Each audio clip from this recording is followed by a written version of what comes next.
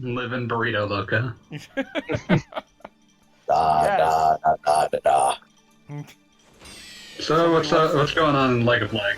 If somebody wants to check and make sure that there are Legends and Legaias happening. Yeah, no, I see CG. Excellent. You're way quieter than me, but Am I? Okay, wait. I'm talking. Yeah, okay, whatever. I'm looking. 1 second, does this turn in the other direction?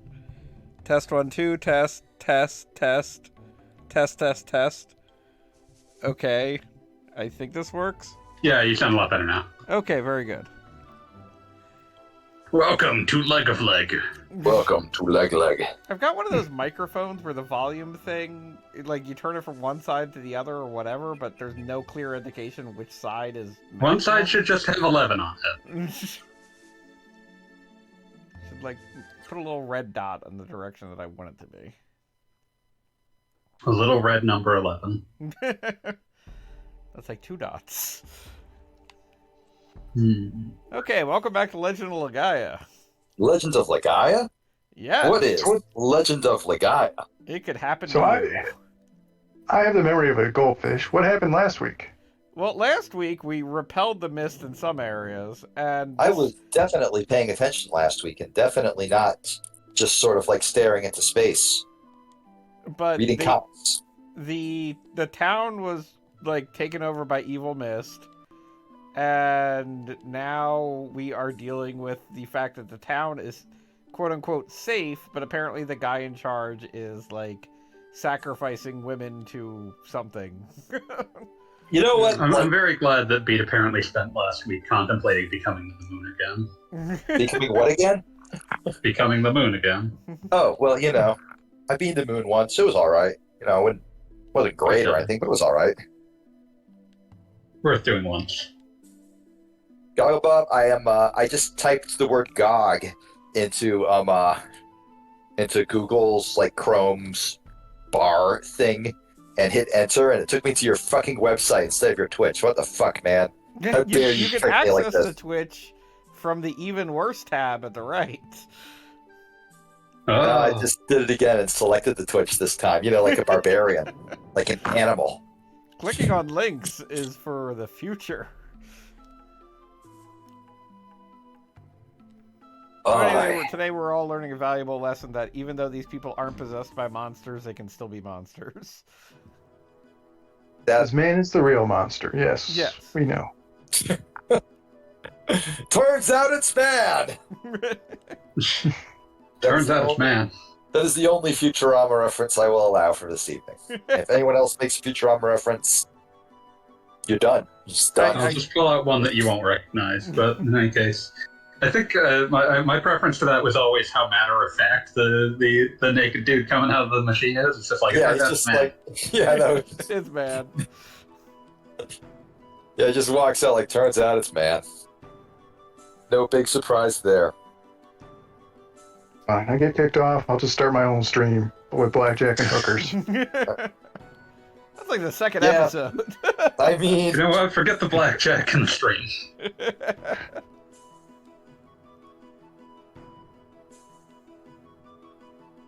Don't see you with a fungineering degree.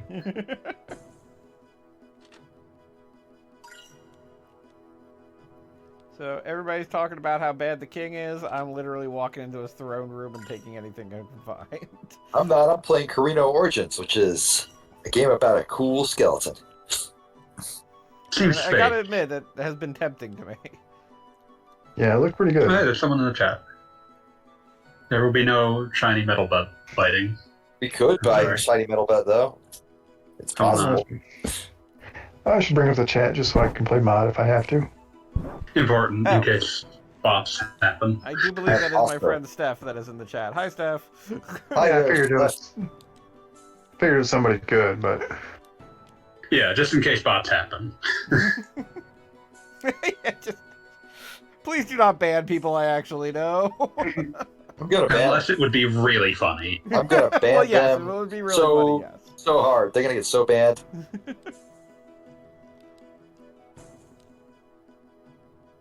Okay, so I've been told not to mess with the Saru brides, so you better know what I'm doing next. You should mess with these Saru brides. I'm just imagining, like, a scenario of a Twitch streamer having to explain why he banned his mom from his chat. I cannot imagine there being a situation where I want my mother in the chat. Yeah, but also having to explain why she's banned is a different problem. You have to understand, Bob, I'm playing the game, so, like, I don't have any control over the moderation. Yeah, I'll talk to the moderators, but it's pretty impossible to reverse a ban. I'm sorry. Yeah, no, I'm sorry. I can't come back anymore. Sorry, Mom.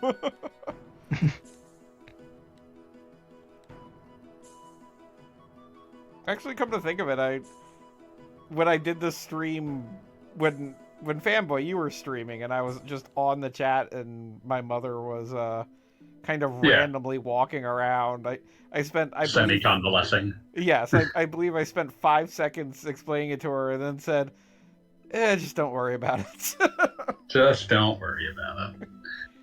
See, what it was is my friend was playing a video game where you get so mad you turn into Godzilla. That's all video games. Listen, Hakayo King of Crusher is important. Oh no, I died. I intend that every time that I am called forward to stream for a random one-off night, it will be the stupidest fucking game you've ever seen. So in other words, you're promising to be very cool and awesome. Which is why next time it will be Cabal Screen. And that's a fact. God, fucking Cabal Screen. What a game. Should really just pull all one-off stream game ideas from things that would be eligible to appear on Classics of Game. Classics of Game. Classics of Game. You ever watch Classics of Game? Incredible. I don't believe I have, no. They're like 30-second clips of games that are just monstrously obscure and completely inexplicable. And only 30 seconds. Yeah, like you never get enough of the game to have a full understanding of what the fuck you just looked at. I mean, what was the angry game that we watched? Because I still... Hakayo King of Crusher. Yes, and I'm still not 100% certain I understood that. We watched it for like 2 hours. You watched a full long play of that shit. Yeah, that was the full game. A guy turned into Godzilla, and we all just had to live with that. Look, sometimes So guys eventually just kind of turned into Godzilla. King Ghidorah. Okay, true.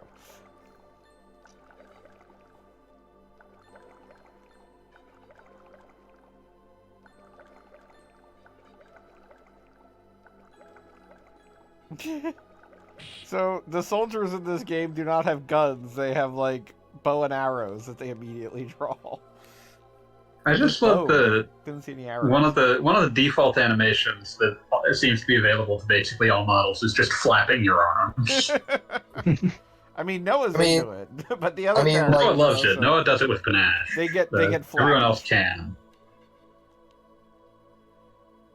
Also, I know we're not allowed to make any more Futurama references, but these scientists look like Professor Farnsworth. I mean, they probably... Let me show you the different lengths of wire I use. I would create the evil Saru, but I'm already in my pajamas. I am already in my pajamas. If you listen to the commentary, apparently they were originally going to make that like his like recurring catchphrase. He does it for the first like 3 episodes, and then they get bored of it. And then they're like, "There's nothing funny about this." The other issue is that they generally wanted to make him more manic over time, and his initial characterization is very tired. Yes. But it was more fun for him to be this like full manic mad scientist essentially at all times. I Professor, don't you remember what I told you? No! Sorry, what were you saying? The single quote that I remember of his the best is, "I'm bored, we're leaving." I'm a big fan of Tell Them I Hate Them. What are those terrible little things? Tell them I hate them. I'll be in the angry dome. there's apparently debate in the writers' room about whether you should be able to hear him. And they said that it didn't make sense for you to be able to hear him, but it was way funnier if you could hear him. So, Oh, shred, you say? and his wife, to shred, you say.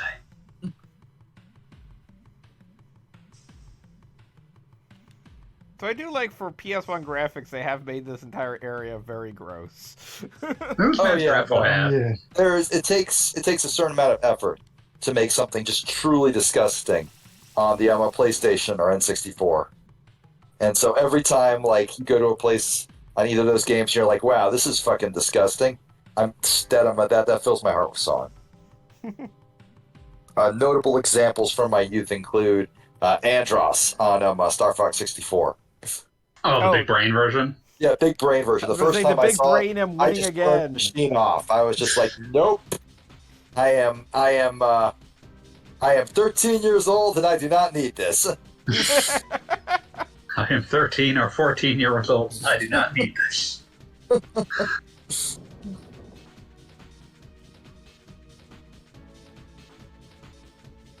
Yeah, I do have to say, a friend of mine was commenting recently that she's at the age where she forgets exactly what age she is, and yeah, Master Shake makes more sense every day.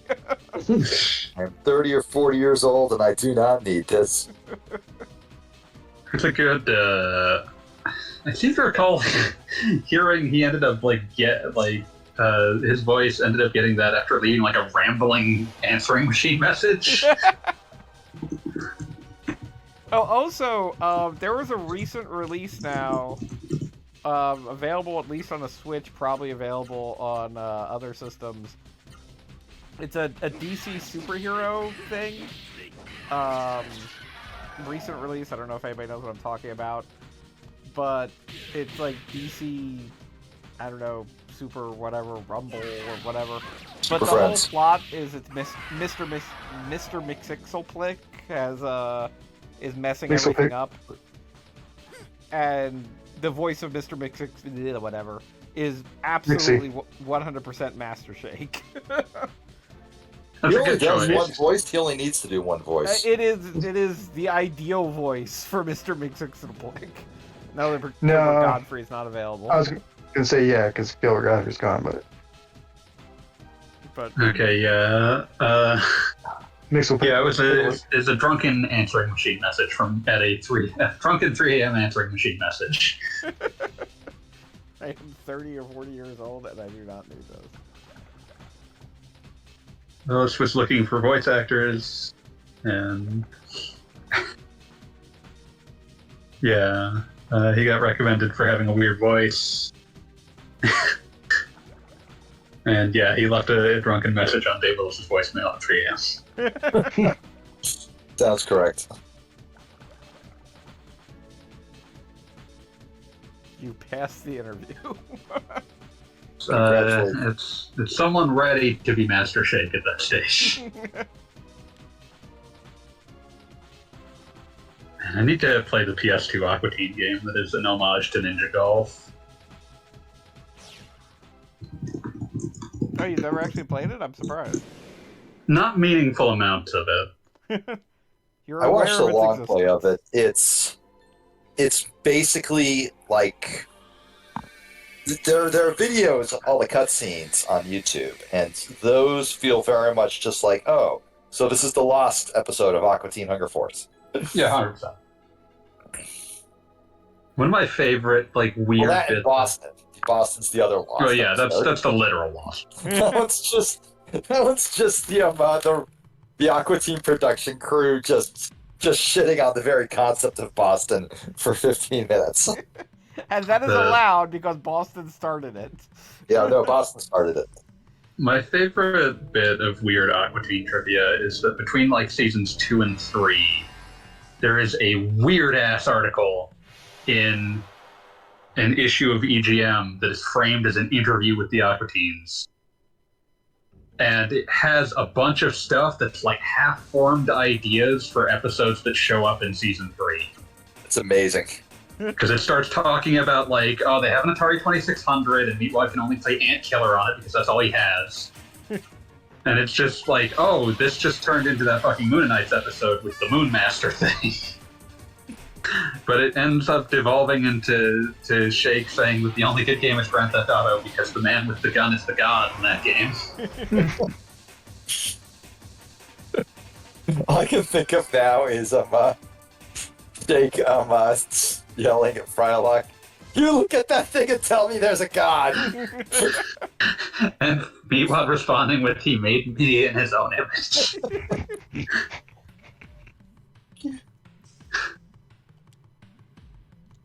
Hey, gee whiz, can you fly? Oh god, that one. That one might be a contender for their darkest one they ever made. That one over one where Flylock gets cancer and is played completely fucking straight. Meatwad and Shake both died like 3 times in the background. Yeah, no, this is crazy. Like, they both actually die, and meanwhile, Frylock is literally dying. And his is treated seriously, and theirs is just a dumbass ate a scorpion. Everyone is actually legitimately sad. It's very strange. Also, Andrew WK is there. Yeah, no, Andrew WK. Party, Shake yelling at him. gonna... Do you have any other songs about partying?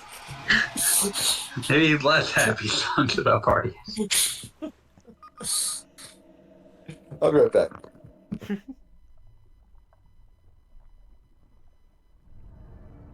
So, good news, the evil monster that was being created in this basement and eating people just got flushed down the toilet. I think I fought this thing in Wild Arms 1. So when are you going to stream Gunner's Heaven? Jeez. Well, that's basically a Wild Arms game. I mean, yeah.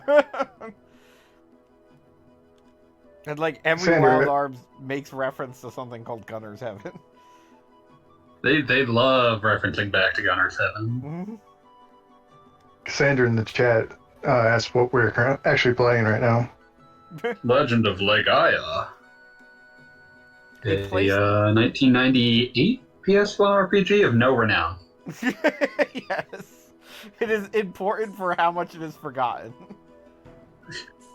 It's very much representative of what would happen if you were just like, I want to play an RPG, and you had a PS1 at a random point in your life. I mean, it definitely is from that era, like, post-Final Fantasy VII, where, like, in another universe where, I don't know, Sonic the Hedgehog came out on PlayStation 1, this would just be an action platformer. like, this is clearly chasing something, but it has a lot of heart. Yeah, I mean, I wouldn't describe this as chasing FF7 as much as something like a Legend of Dragoon, a game that would just never have gotten to concept approval if it was not for FF7 existing.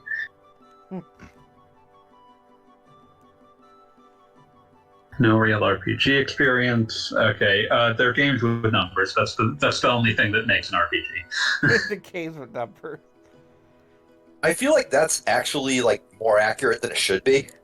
This game has numbers, so therefore it's an RPG. It's the only thing that it includes everything that would call itself an RPG. Yeah. Oh, wait. Actually, I know for a fact Steph was, when I say recently, like vaguely recently at a tabletop RPG event. So it's like, it's the video games that grew out of that. Yeah, but at this point, twisted to unrecognizability. Yeah, Yes. like... Almost immediately. Because you can't play fucking Final Fantasy X and then point to Dungeons and Dragons and say, no, it's from that, really. Unless you just pointed to Displacer Beasts. Yeah. Yeah, Well, you could with Final Fantasy Corrals, I think. 1. Yeah, sure, you could for Final Fantasy 1. Although I absolutely... But no, like the Koyorals are still in. I have to They're mention just it every Displacer time it comes Beasts. up. I absolutely fucking love the time Parrish interviewed a Final Fantasy 1 and like pretty much the entire Final Fantasy series lead programmer. And he was just... And Parrish was like, so what was your inspiration? Football. Did you have any other inspirations? No. Just Why they're lined up the way they are. Everything else was first-person RPGs at the time because that was how Wizardry had done it. We played Diablo. The entire time, the entire time, Parrish keeps like trying to talk about video game stuff, but it's so obvious that the guy is interviewing. His name escapes me for the moment. I will look it up. But he just so badly wants to Yeah, talk it was about the battle 40 designer for their first handful. Yeah, he so obviously just wants to talk about like the NFL this year. He's so excited about the NFL, and like when he finds out that Parrish is a guy who doesn't care about football at all, he just sort of you can see like just in his answers they become shorter and sadder. Shorter. It's so tragic. I'm gonna get this. I'm gonna find the dude's name. There we go. Let's see here. Oh. There is a weapon for Noah called the Hard Beat. Going to have to pick that up. Okay, it's Hiroyuki Ito. Hiroyuki Ito. He also directed FF9. Hiroyuki Ito. The guy who directed FF9 is into football is not something I would have expected to be an answer. Doesn't surprise me that much. It just Yeah, no, strikes me the entire start of this interview is just him. Yeah, like Parrish gets one question in, and then then Ito just immediately starts asking him like where he grew up and if he followed football. It's like nice place to My talk. chance to talk to an American. We can talk football. Yeah, no, he's so excited to talk about football. He's a guy with football in his heart. Yeah, Hiroyuki Ito is an interesting guy. Yeah, no, he seems like one. Yeah, he was All I know also about him was this the interview, but he strikes me as a very friendly fellow. yeah, he was also the one who took over FF12 after Yasumi Matsuno had kind of a breakdown. I can't remember what he's been up to recently. I know that he was in charge of the FF12 remaster. welcome back. Oh, he directed the like smaller scale dungeon crawler they did a few years ago, Dungeon Counters. Nice. The one that sounded like you were shopping for kitchen accessories. Yeah, that one. I generally am glad that there is a resurgence within Square to make things that are not $900 billion. So Yeah, which is a good thing. Like yeah, it is wise to diversify into things that will not crater your company if they do not sell. Yeah, I love this line. Yeah, I'm looking at the interview right now. One up. Had you played a lot of other RPGs beforehand, either a video game or tabletop games? Ito, no. It's just no. And there's no further need to elaborate. The answer Yeah, no, is just no. no elaboration. Just no. I have never seen another video game in my life. Yeah, he was the co-designer on the combat system with Akitoshi Kawazu, a man who basically lives and breathes tabletop RPGs. Okay, so like he had somebody who could like who would like yell at him about the glory and isolation of tabletop when he needed it, but like otherwise he was just his conception was like a football game.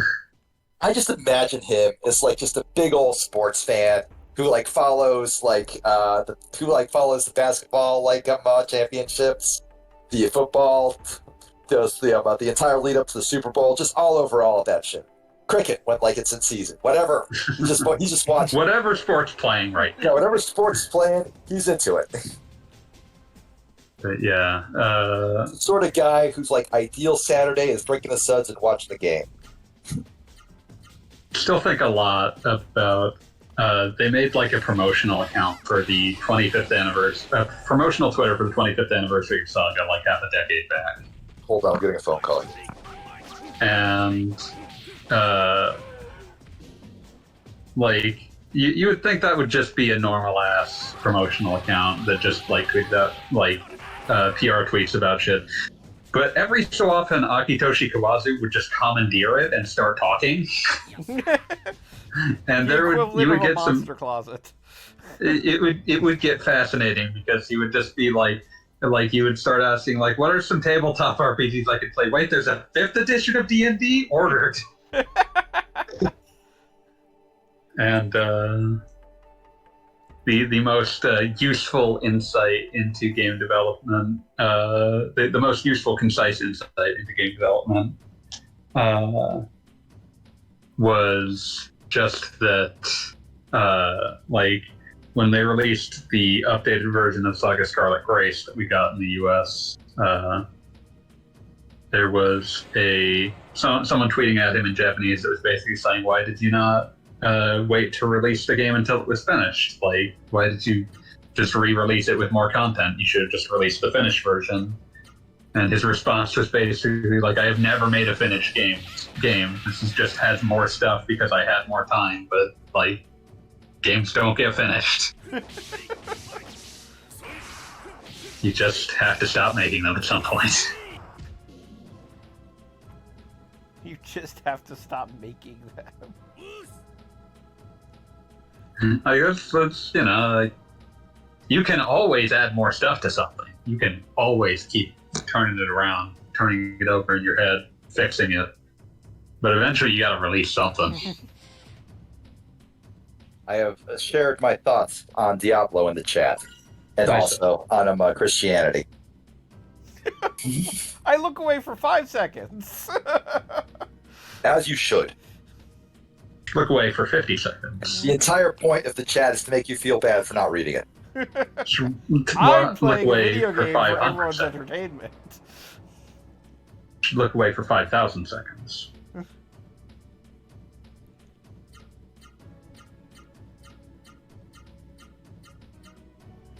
I cannot imagine how long this game would be taking if I wasn't cheating. Oh yeah, no, it would rapidly balloon absolute to misery. approximately twice the length that you're gonna take. Like, just basically every fight that's happening is just kind of like a nod that fighting can happen in this game. There simply is not enough to this concept here that they've got. Like, it's the kind of thing that would work if the game was almost all boss fights. The game was almost all boss fights if there was more individualized meaning to using a specific, like, up, down, left, or right, other than this one chains into a special attack. Well, there's that, and then also I have seen, it hasn't happened with a boss yet, but there have been a number of random monsters that straight up one of your chain attacks will not work because, like, a leg attack will Yeah, it not misses. be something that has They're no flying. legs, Yeah. or it's too short. So, like, you Yeah, have there's- to kind of pay attention to that. But it's extremely limited. There's I mean, no, like, No. if two attacks will hit, there is no reason to use one over the other. Yes. And, And- like, that's the And, core like, I've problem. been replaying Wild Arms 3 for obvious reasons with the Let's Play. And, like, that's a thing where there's almost every monster in the game has a weakness. And it seems like there's recurring motifs, like, if it looks lizard-like, it is likely weak to ice type of stuff. And you're rewarded for remembering They're that. cold-blooded, you see. Yeah, whereas this is continually, you're basically punished if you see a short thing and you use a high attack on it. Like, you're not doing extra damage, you're doing 0 damage for choosing wrong. Yeah, it's a negative reinforcement structure. Those are always less good to have as, like, one of your primary things that's happening. Yes. Like one of your primary interaction points. Like, I have to admit, for when this game came out, the whole, like, it almost looks like a fighting game happening was kind of, like, novel. It was novel. It was novel looking. And If you showed your grandma this and Tekken side by side, she might not be able to tell the difference. I mean, I guess. I feel like... My grandma didn't have great vision. rude. Yeah, mine neither. I feel like an important point of distinction is it's gone. I had a long week, okay? And it's Tuesday. It's fine. I'm sorry that talking about grandmas confused you. Me and my grandma went to prison together. Best friends forever. Oh damn! I never tweeted that I'm doing this thing. You guys seen the shit that's planned for Twitter next week? Oh Yeah, my no, God. Twitter is going to become even more unusable. Yeah, Right. it's just dying before our eyes. This feature that you don't like is now going to be filled with people you don't like. There is All no the people you downside to hate this. are now in a club together. Okay, like there's an article going around, and reading it was so fucking beautiful because it lays absolutely bare the fact that Twitter is Elon worked Twitter into a shoot. There's no other way to put it. I've picked up wrestling lingo from Fanboy and Avian Raider. They worked themselves to a shoot, and now they are forced to march towards death with their head held high, pretending that they're There's not. no gonna blow die. off to this feud. They're fucked. Yeah, no. There's no way out for them. I'm gonna burrito right now. Oh, you are. I see you are noble and brave. I'm pretty noble and brave myself. Name's Jimmy Lee, and I'm bad for your health. What kind of burrito did you get, fanboy? Chorizo. Ooh, nice. I want chicken with mine because I'm Good choice. uninteresting. Chicken's good. Chicken? Yeah. Chicken's good, yeah. Go No. out with chicken. Go out with chicken. I'm not here to besmirch anyone else's burritos. See, I knew that this friend group was good for me. We accept all burritos here. Fuck you if you don't like God burritos. damn. I mean, who doesn't like burritos? You can even get a veggie burrito. You're not going to go too wrong. One of those situations where beans can do a lot of heavy lifting. Oh, I wish I had a wet burrito.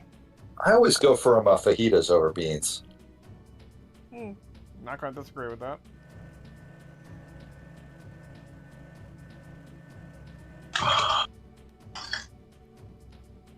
Good day and welcome to Even Worse Streams. Let's discuss our favorite Tex-Mex food. I like quesadillas.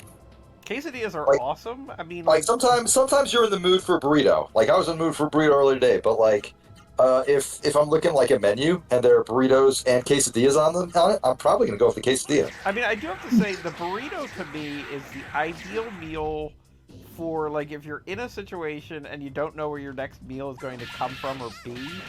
Like you can get a burrito and just be content for the rest of the day. The end. Oh yeah, absolutely. Mm-hmm. Like you don't have to worry But, about like- sides. You don't have to worry about like transport if you're like driving or something. Yeah, you'll be good for like hours. Yeah. Hours. No, that burrito will keep you going. Yeah.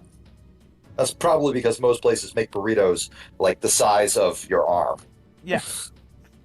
Oh, Well, I Listen, do sometimes you appreciate- want to eat something the size of a house brick. Yeah, no, absolutely. And that's not a complaint. If anything, that is a commendation. I appreciate any place that will make you a burrito and they put like extra effort into the wrapping so it's like infinitely dense.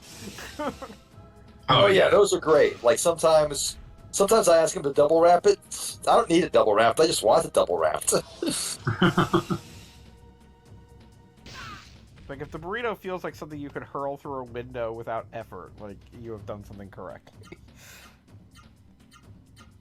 Whereas a quesadilla, more or less, for me, the ideal Tex-Mex quesadilla is basically the consistency of a pizza. Yeah, no, they're compared to a burrito. Much thinner. They have much less raw size to them. Awesome. They are generally quite smaller. Who just joined? It is me. It is Oh, it's Galscrub. Good day, welcome. What goes Congo here? Bob. Congo Bob, say his name. Or else I'll kill you. What, the other? You Congo Bob. I'm coming to your house, Congo Bob. Oh, there's a lot of chat in your stream today. But we're just becoming more and more popular every day. Yes, we're extremely popular. All of us are in the cool kids club now. Yeah, sorry, we had an induction, Callie Scrub, and you didn't make it. Sorry. You just had to watch the Cool Kids Club from outside the window. Damn.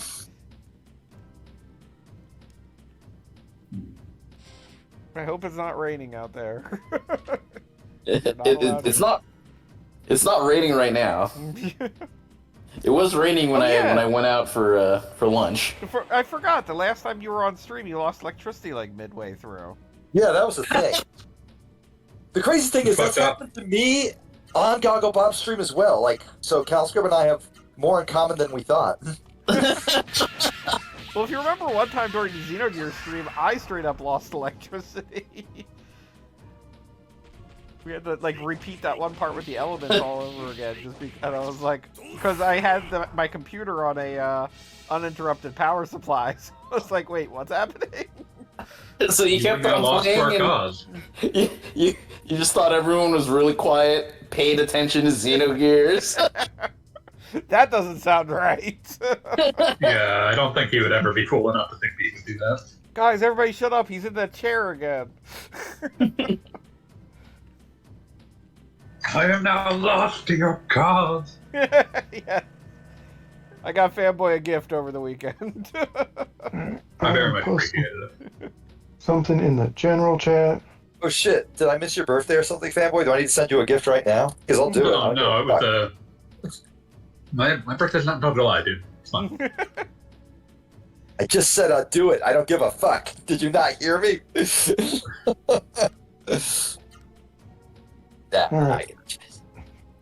I posted my ideal burrito in the general chat. Let me look at this. The ideal burrito. Huh. I shall. Like, The platonic ideal burrito. Oh, holy shit! Now that is impressive.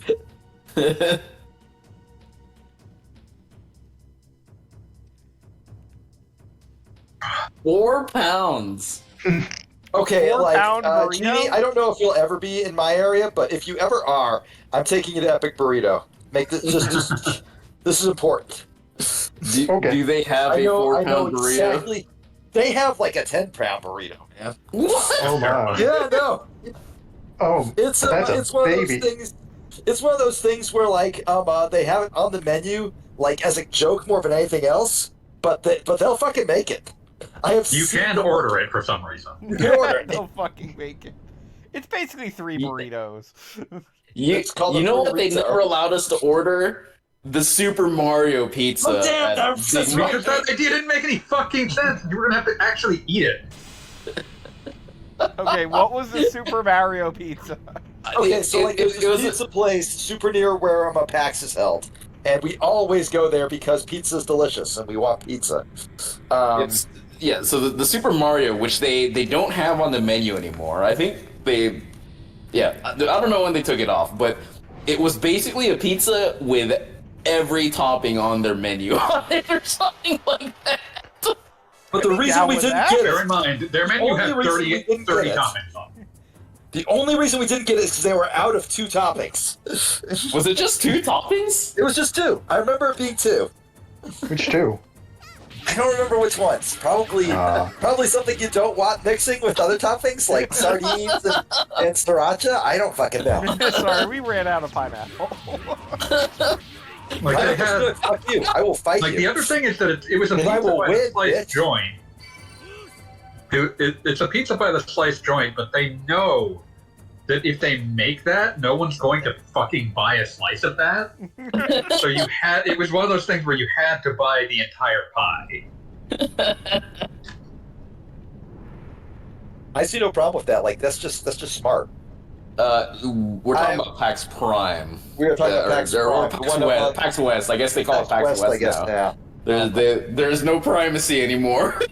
I mean, like I said, my plan is to be in Seattle during it, but it's not to be at PAX. It's just to be drunk with Lester and Mar, and like hanging out with Fanboy. Yelling at Fugu and Tungween. Just Just that entire like West Coast crew.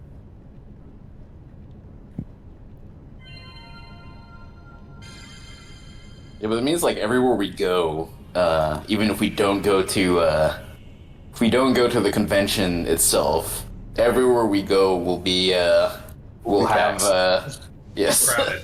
PAX is Nerds. not PAX is not an event; it is a state of mind. And oddly enough, deodorant will not be sold out, even though it should be. I don't smell. Fuck you. It's everybody remember there else was that a- smells.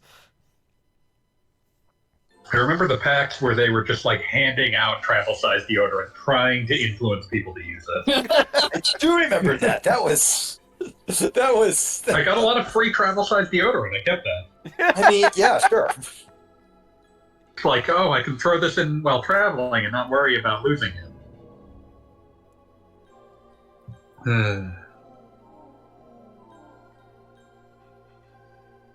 Because they weren't just handing like one to people; they were handing out like entire like sheets, like shelffuls of plastic deodorant to individuals. Was it Old Spice or was it somebody like I another? think it was Old company? Spice.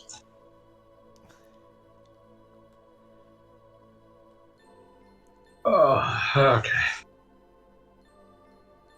Came, saw burrito. The burrito is no more. I would say I am now at. I've mixed them quite thoroughly, but I would say I'm probably at a fifth of rum by now. So I am. I'm feeling it, and I needed to feel it because this was quite the week. Good choice. Can't have shit during Hell Week. Can't have shit during Hell Week.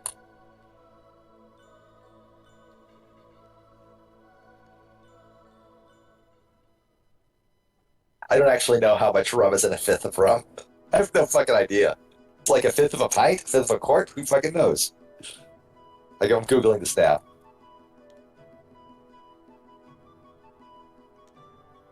$22.6 ounces. Wow, that tells me literally nothing. Stupid Whoa. metric system, imperial metric. system, any system.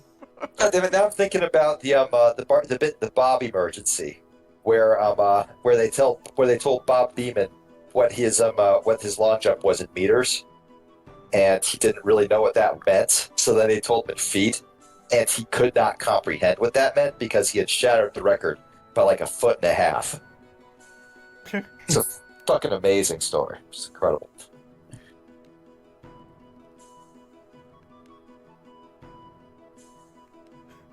Okay, so I just want to point out that plot-wise, what happened here is that the king became evil and accidentally created a death machine called the Juggernaut. And then you beat him until he wasn't evil anymore. And now he feels bad about it and spoke to all the townspeople about it. But he is still very much the king. So I think we all learned a valuable lesson about how the monarchy works today. Yeah, never trust a royal under any circumstances. It's like, well, I made some mistakes, but I'm going to make it up to you guys. Like, you got to step out? No, I'm going to make it up to you. In the summertime when the weather is hot, you can step right up and touch. And Mungo Jerry in the chat now. Listen, important. Don't examine the lyrics of that song too much. Never. You mean the song I've got stuck in my head is Figaro by System of a Down, so that's way worse than whatever you're doing. Yeah, what was I the mean- one old-ass song that was clearly about... I was listening to it, like, it was on the oldie station on the radio recently, and... Like, it happened to be on my car because I got my tires changed, and for some reason they turned on my FM radio. What is it? Oh, Young Girl, Get Out of My Heart. Is it one of those What? pedophile songs? This is It's a lot one of of those old pedophile songs. It's like, young girl, get out of my heart. My love for you is way out of line. Better run, girl. You're much too young, girl. Doo-doo. I'm glad I've never heard this. It sounds awful. Yeah, no, it's not Yeah. great. How? Also, I hate that I could just say, oh yes, a pedophile song, and everybody just accepted I it. mean, that was like an entire genre. Uh-huh. And it was called rock and roll for like 10 years in the 50s. Goddamn. I mean, Gary I guess Puckett that and the means Union Gap. Tygo was just bringing it back when he made an entire song about how he committed statutory rape. Jesus. Yeah, no, Jerry Lee don't, Lewis would be proud of that don't, song. don't even look it up. You're happier that way. Yeah, the song I had stuck in my head, Gary Puckett and the Union Gap with Young Girl from 1968. Yep, never heard it. Don't care. Yep, you're better that way. Somehow on the I need to go local back to oldies 60s station. music. I'm just going to listen I'm going to music. click this link that's Cassandra Lynn. Oh, no. No, I'm not clicking that. I've closed that link. Instead, I'm going to put my own link in there. Are you going to have to ban yourself, Pete? You can't ban me. I quit. I mean, you could ban someone who's quit. That's absolutely a thing that I suppose you could. Okay, what on the hit parade is Beat pulling out? Oh, of course. I just mentioned it. Yeah, that's what I was saying. Oh, of course, that's what it was. I'm listening to this song now. I can't hear you. Was this the Let's recent listen song down. about statutory rape or the old song about statutory rape? Technically, this is a song about dictators, so no. Possibly. I don't know what dictators System are. of a Down really likes talking about that subject.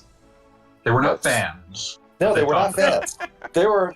It's kind of Here, They amazing. weren't. It's kind of amazing, like going back and revisiting all their stuff. I've relayed to Fanboy, I know at least, that I am now a huge System of a Down fan. Unironically. Unironically, no irony at all. But it's kind of amazing how they were intensely political on every single song, and like somehow they weren't like immediately disregarded. Probably because they were just so over the top in all they do. But Also, they because were. a lot of times they were talking about shit that like their audience didn't know about, like Armenian genocide and shit. Yeah, but BYOB is literally them screaming, "Why don't presidents fight the war?" Some of their Why stuff don't we is send the That's, Why absolutely. don't we send the that's just calling back to. It is in fact not. It is in fact not difficult to connect that to the Bush administration, which is. I mean, what, that's just new metal fortunate son of that stage. yeah. That was great though. I fucking love that one. I mean, fortunate sounds great too. That was not an insult. Oh yeah, no, it's fantastic. I still remember. Oh, hi, Badger. Hey, Badger. Hi, Badger. I still remember There you are. looking up Rascally Badger. fucking John Fogerty, the essentially all of Creedence Clearwater Revival that mattered, and what he'd been up to, and being horrified when he briefly was like, before the 2016 election, like, that Trump guy seems, he seems bad, but also he might, we need to do something about government. And then, like, oh god, did he go full MAGA guy? And then, like, in 2020, he was basically talking about how Donald Trump was literally Satan. Good. So it's like, yeah, well, at least you didn't go full MAGA guy. Like Ted Nugent. Oof. Oh god. Oh, Ted Nugent. well, I mean, that was not surprising. Speaking of people with pedophile songs and pedophile leads, Oh, was he also a pedophile? I didn't know that. Ted Nugent, definitely. Yes, Okay, good to know. he's Good to little groomer. Yeah. Ugh. All right then. Let's. All right then. Hey, who wants to go on a road trip to kill Ted Nugent? Oh no. Even Worse Streams does not advocate the killing of random musicians, even if they're terrible. Listen, It's time not will a random- take him it's before we. not a random musician. It's Ted Nugent. Time will kill him before we do. I mean, like, gotta be like 60 by now. I don't Oh, he's know. up there. Guys like him did so much drugs, so his liver's got to look like styrofoam at this point. But that's never a guarantee. We need to seal the deal. I'm sorry, Gaga Bob. I got you way worse than demonetized this time. That you He's gonna visited by get the FBI. banned. Way So worse much than worse. demonetized. Way worse than demonetized. I got you arrested. Don't Still worry, thinking the estate about- of Gary Puckett and the Union Gap are going to stop us anyway. I know I bring this up like once every 2 or 3 weeks, but I'm still just thinking about the fucking dragon riding game starring Ozzy Osbourne that had to have Ozzy Osbourne ripped out of it. What did Ozzy Osbourne do? No, never mind. I don't want to know. No, it wasn't. No, it was just that they weren't willing to pay for his likeness. Oh, And it was a game that was supposed to have 3 Ozzy Osbournes at once. 3 different Ozzy Osbournes all fighting each other on dragons. I mean, that sounds, I'm not going to lie, that sounds like the sickest thing ever. This sounds Yeah. fucking incredible. I really want this. Now I'm thinking about Ronnie James Dio and how he was in the... He really would have made more sense as a dragon rider. Seriously, right? But, like, no, I was thinking specifically about his appearance in the intro to Tenacious D and the Pick of Destiny. Yeah. Yo, it's Fucking rocked for a long, long time. Also, Meatloaf was there, so you got 2 old rockers who are now sadly no longer with us. I still feel bad about Meatloaf's death, even though he became like the worst sort of dumbass in the end. Because I mean, he's it's kind of what Meatloaf. killed him. Yeah, I know, right? Like, a COVID denier died of COVID. There's like some Yeah. there's some degree of like, you can I feel mean, like, there's a certain amount of poeticness in the fact that a COVID denier died of COVID, but also it was Meatloaf, you know. I'm just saying that like the fact that like the one dumbass hole that paid for it was it makes it so that you can just isolate it out as like he did a real bad thing and he died because of it, and then Yeah, like, you can look at exactly. the rest of it.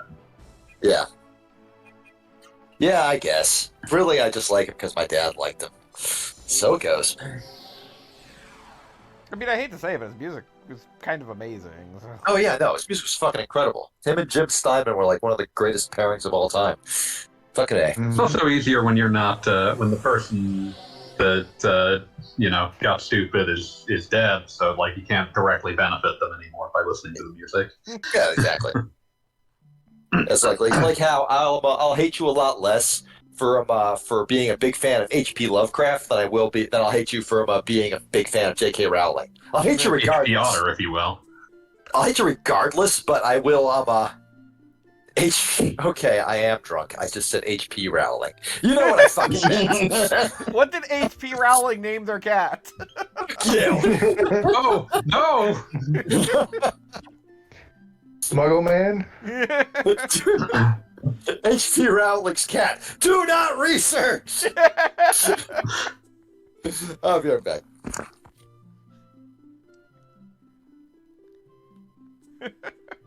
H.P. Rowling.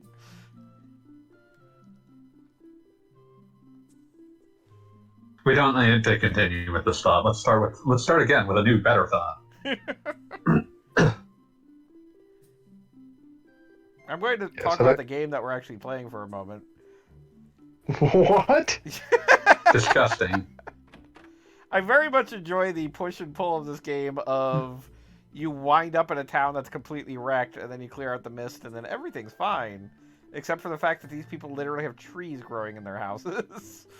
Listen, that's not a problem unless you make it one. It's now time to talk about Albert Odyssey, Legend of Legaia. Yeah, I return. sure.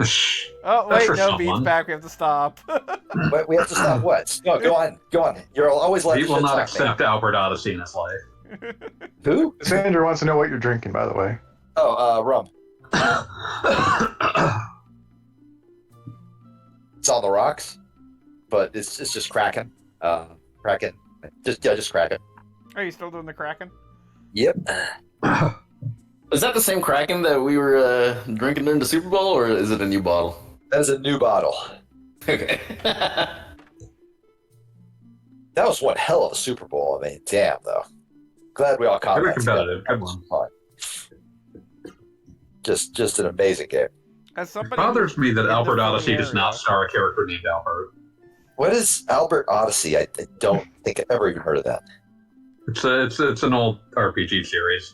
The only Fair other enough. one we ever got was a spinoff. Interesting. Was it about a dude named Albert? It wasn't. That's the problem. That's why it never sold well. They When announced are an we going Albert to Con, meet and then it was a huge Albert? disappointment. When are they gonna get to the Albert factory? Bad news. Bad news for Alberts. Okay, it looks like the mainline games did have a character named Albert, but the one we got did not star Albert. Wait, So in what sense was it still his fucking Odyssey? God damn I mean, no, you're right. It wasn't. It just isn't. Also, I have not paid attention to the video game you're playing at all this entire stream, Gogglebob. So give me the cliff notes first, real quick. We're in a town where we're trying to catch a trolley right now. Are you still That's trying it. Trolley, to? eh? Are you still trying to avenge the psychic babies? Oh, this was the town that had the psychic babies, and I don't think anybody cares about them anymore. Damn! They got over the psychic baby. Dude, when your psychic babies die, you just call it a day. That's dark, man. That's Well, dark. I mean, they were psychic babies. If they didn't see it coming, they weren't very good psychic babies. They're babies. Babies don't have object permanence. You're holding that against them? Yes! That's stupid. You're stupid. Fuck you. Okay, I guess in Japan it was Albert Odyssey Gaiden, so at least that sort of explains the lack of an Albert, but he should have shown up somewhere, right? Just put Albert in there somewhere. Gotta put Albert in there somewhere. Have somebody in the background. How It's old like, are oh, these that's games? Like definitely this Albert. is this PlayStation era? Like what's Yeah, this was a Saturn game. okay? And then Okay. the prior ones were Super Nintendo. So this isn't even a case where the actor wasn't available. This is a case where you could have just dropped in his polygon model somewhere. The actor Being like, wasn't hey, it's- available. Here it's Albert. We're sorry, Yeah. no Alberts today. What the fuck is Dr. Octopus doing in this game? Dr. Roxo. The rock and roll clown? Speaking of pedophile, Rock. Oh god. I'm sorry, every random musician joke in Death Clock lands so well and is so eternal. Yeah. I'm gonna get a drink. I'll be back in a minute. Like, they do an episode with Dr. Roxo, and they reveal he's in love with a 14-year-old, and you're like, oh, they're talking about, and you could be naming any musician in history. You could be naming a lot of musicians. It could be going back to Elvis. Jerry Lee Lewis. Oh, yeah. think the deliberate reference is Jerry Lee Lewis. I give Elvis like half of a pass because she was like 17 and he was like 20.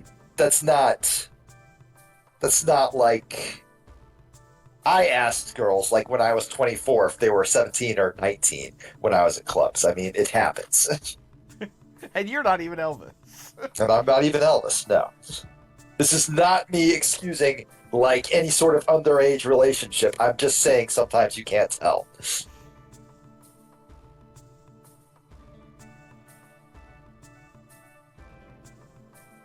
We're taking the giant metal bug trolley. What kind of trolley is this? It's a bug. It's a big bug. Who joined? Who joined? I joined because, like I said, I jumped off long enough to get a drink, dude. Oh, yeah. Okay, yeah. What are you drinking? Water? Cheers. On the rocks? Cheers, my homie. No. Yes. I don't care about bad luck. Lester thinks it's bad luck. I don't. That didn't come from me. That came from Steve. Whatever. You were there. You didn't take a stance against it. So any of us want to talk about Tears of the Kingdom? Because that's still the thing that's in there. Yes! Yes, I do. Oh, yeah. Yes, I do. Oh, Jeannie, Oh, we didn't no. hear if you care about spoilers Yeah, for like, Tears in that. Did you watch the direct, and do you I saw care it. about like some minor gameplay? I saw Oh, you saw You're it good. then. You watched it? Keep Okay, going. cool. So, Gogglebob, are we free to, or Oh, yeah, no, it's just a matter of I don't like watching a gameplay trailer because then I feel like my brain will automatically latch onto it and it'll be the first thing I do when I'm actually playing the game. But Okay, talking well- about it is go nuts. okay, great. So the thing that like so like when they introduced the fuse technique, the fuse like mechanic, I was like, I'm not sure about this because he basically the first example was he was armed with a stick and there was a rock, so he put the rock on the stick and was using the stick, a stick rock It's a essentially, big hammer. big old hammer, right? And I was like, well, that's kind of dumb. The boulder immediately scaled down to like reasonable tied to a stick size. That's kind of silly. Then, like 20 seconds later, he attached a long stick to a pitchfork, giving you like a 14-foot spear. It was ridiculous. And I was like, okay, I'm on board now. Just poke dudes with it. It took me a moment, but the second I saw it, I was like, oh, okay, now I'm into it. I did enjoy being able to put like a mushroom on your shield, and just turning mushroom it on your into. shield, so that like when the enemy hits your shield, it'll explode the spores, and your enemy can't see you. And like he was showing like it appears to basically let you put anything on anything, despite how useless that would be. Because at one point he put a leaf on the end of his arrow, and then it was like, wait, no, that's dumb. Let me put an eyeball on there instead, which is better. And the eyeball made it a homing arrow. Yeah, the eyeball makes it a homing arrow. Like find its way. Yeah, the eyeball Yeah, makes it makes like, it a homing arrow. It seeks things out when you have the eyeball on. yeah. Nice. That's how eyeballs work. That is how eyeballs work when attached to arrows.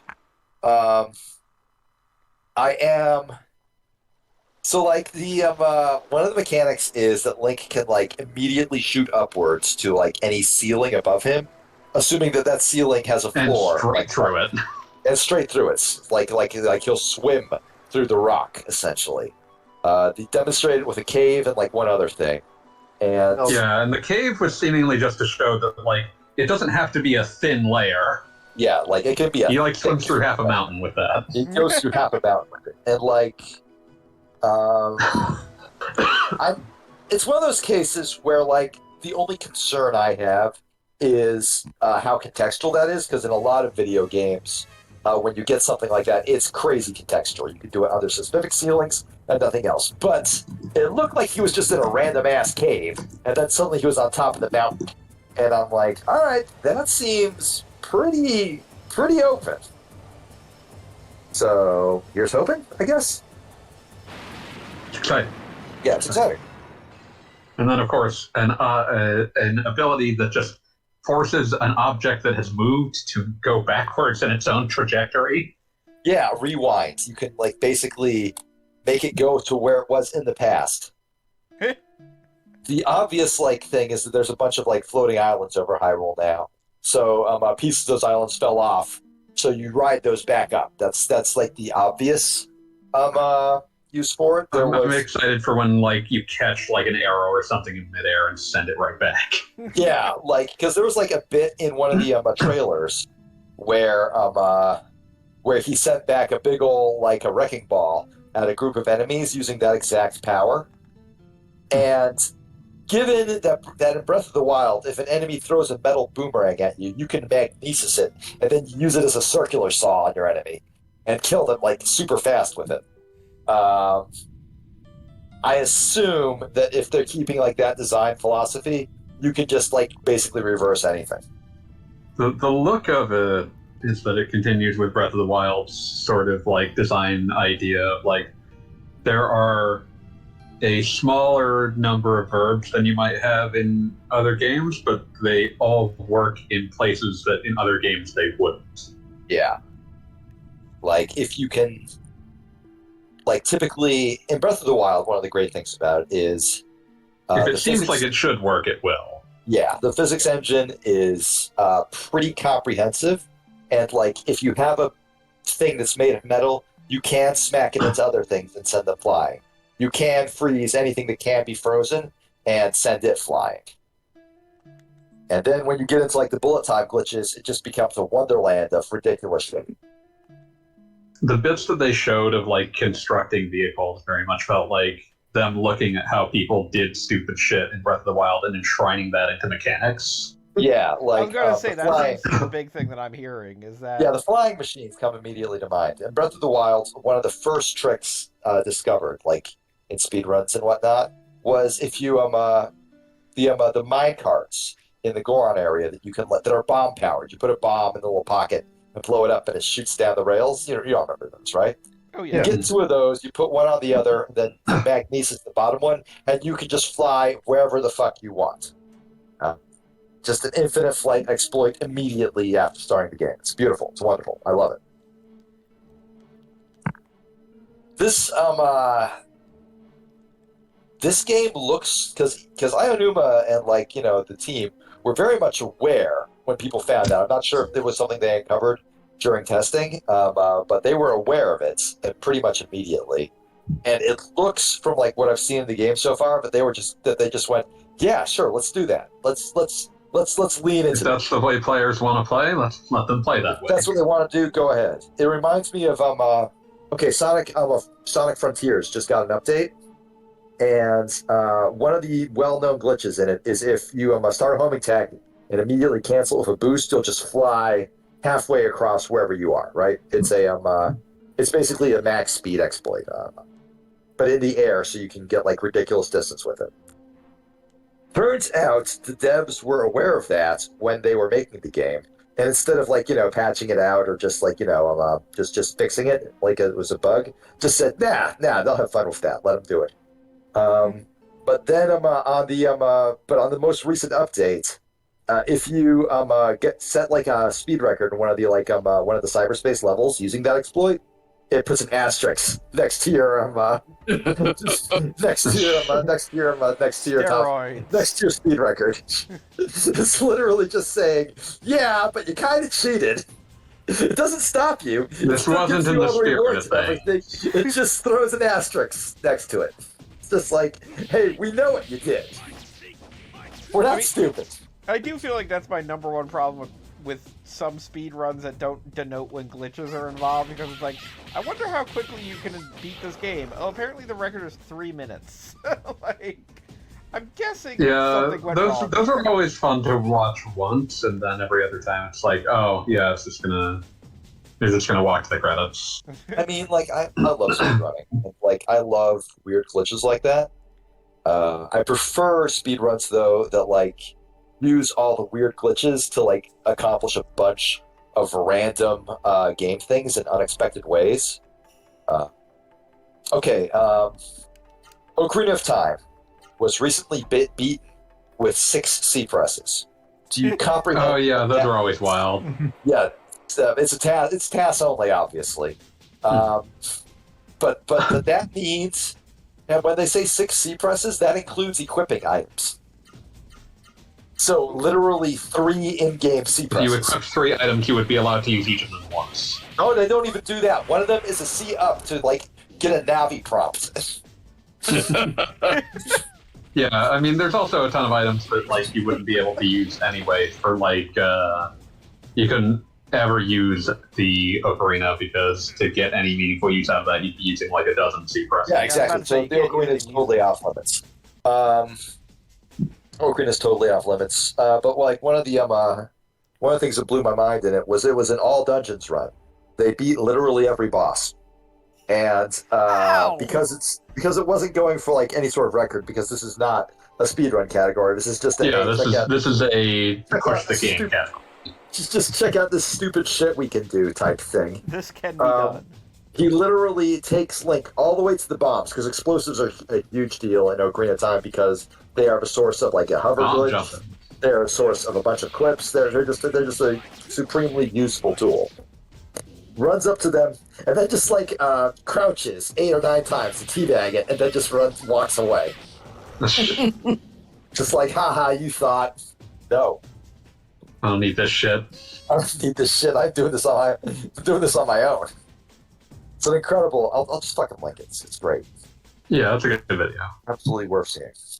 I think I saw a similar video that was just playing through the entire game, but only having paused twice. Oh yeah, that one's great too. I'll link that one as well.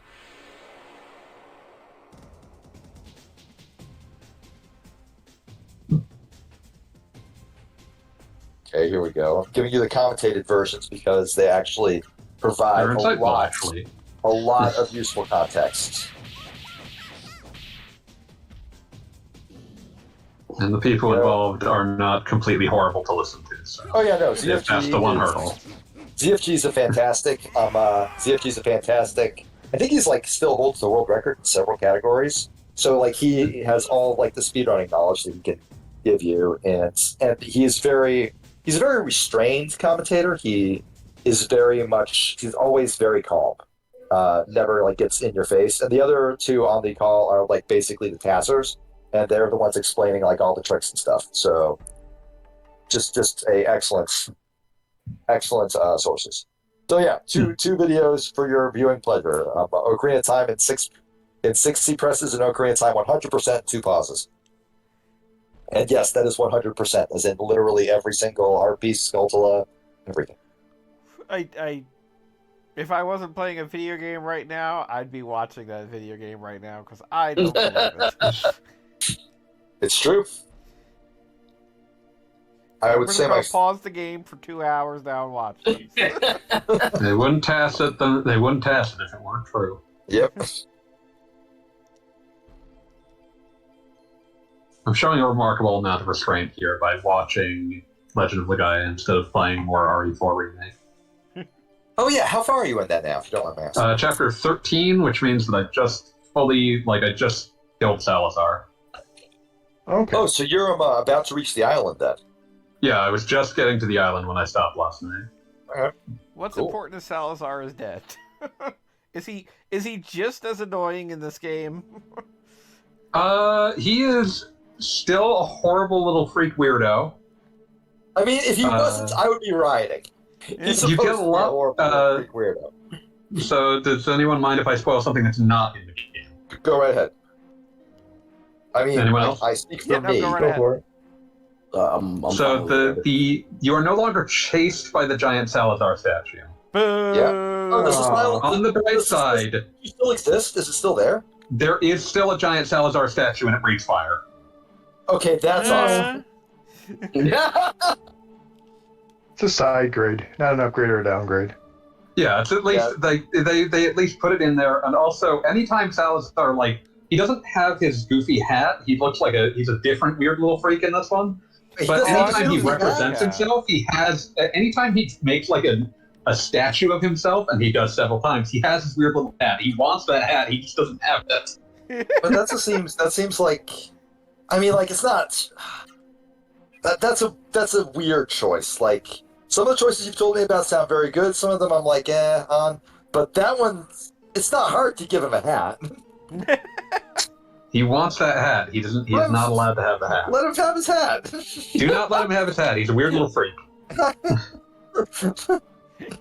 He's But would he be a weirder little freak if he had the hat? But they do a lot more to sort of represent when they add notes into the game. The notes expand fairly significantly on Lewis's backstory. They expand fairly significantly on the cult and where it came from, and also specify that no, this is an invasive element to this village. It gives it a lot more texture to what's going on. There's a lot of good stuff where it's just something happens right where it sort of would betray your expectations about where or when it's happening. I do appreciate that Ashley is less of a cartoon in this one. I'll be right back. My wife just got home. I have to say hi. I mean, what was your definition for Ashley being a cartoon in the previous one? Because The big I don't know how ears. to put it, but I never thought that she was exactly realistic. But by the same token, I could sort of buy her just being a distressed person. It's one of those things where she just So the two things I would say to bring up here are that one, when she can do something, she's much more likely to do it. So for example, the part where you fight Mendez, the village chief, the place goes up in flames as per usual, and when she sees that and realizes that Leon is still in that building, her response is to break one of the windows and be like, "Hey, get out of here before the smoke inhalation kills you." Like that kind of shit, where it's oh, you're of limited capacity because you are just a normal college student, but you act like a human. Fair enough. And the other bit is that the remake makes a lot more play on the deleterious effects of getting injected with Plaga. Okay. So there's a bit more humanization of like her being absolutely horrified about what's happening because her Plaga progression is a lot further along than Leon's.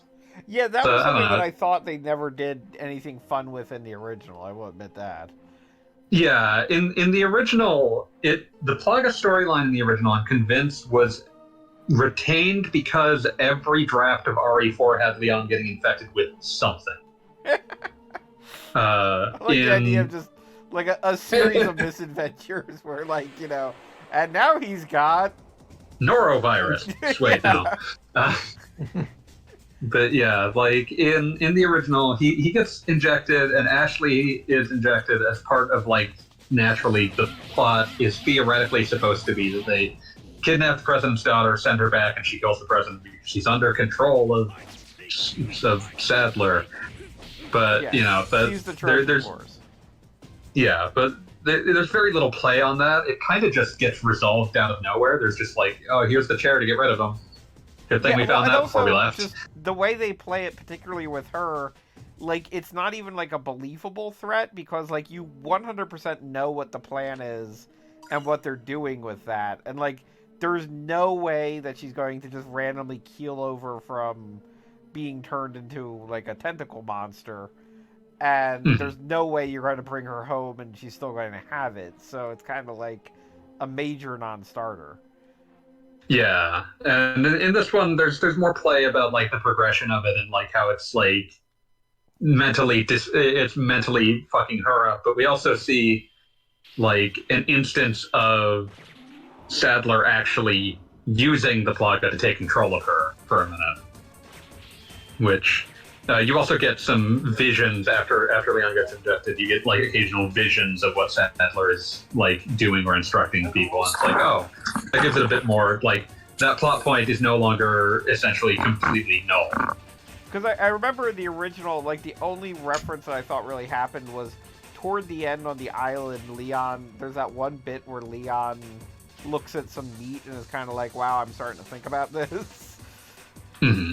And like that's the only bit that where it's like an idea that maybe Leon is not doing so well anymore.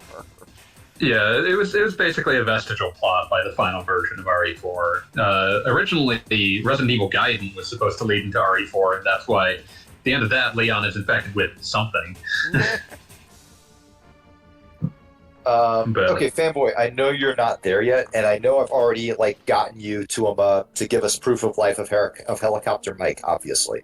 Yeah, you asked about that. Obviously, but what I do want to know about is the jumping bag still in the game. I know you're not there yet, but like, if you once you're there, just keep an eye out for the jumping bag.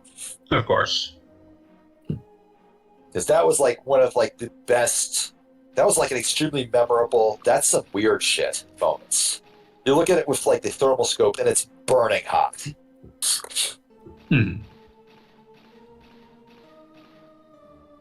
Never gets I would like to point out that I will will give you proof of life. Mike is in the remake. Okay, excellent. I'm glad to hear that. I hope he survives. I love Mike. Fuck you if you don't like Mike. In general, there's a lot of like, even if the original version of something isn't in there, there's like a loving reference to it somewhere. Example? Okay, I have opinions on that. Part of me wants, like, you know, the original but more, right? Obviously.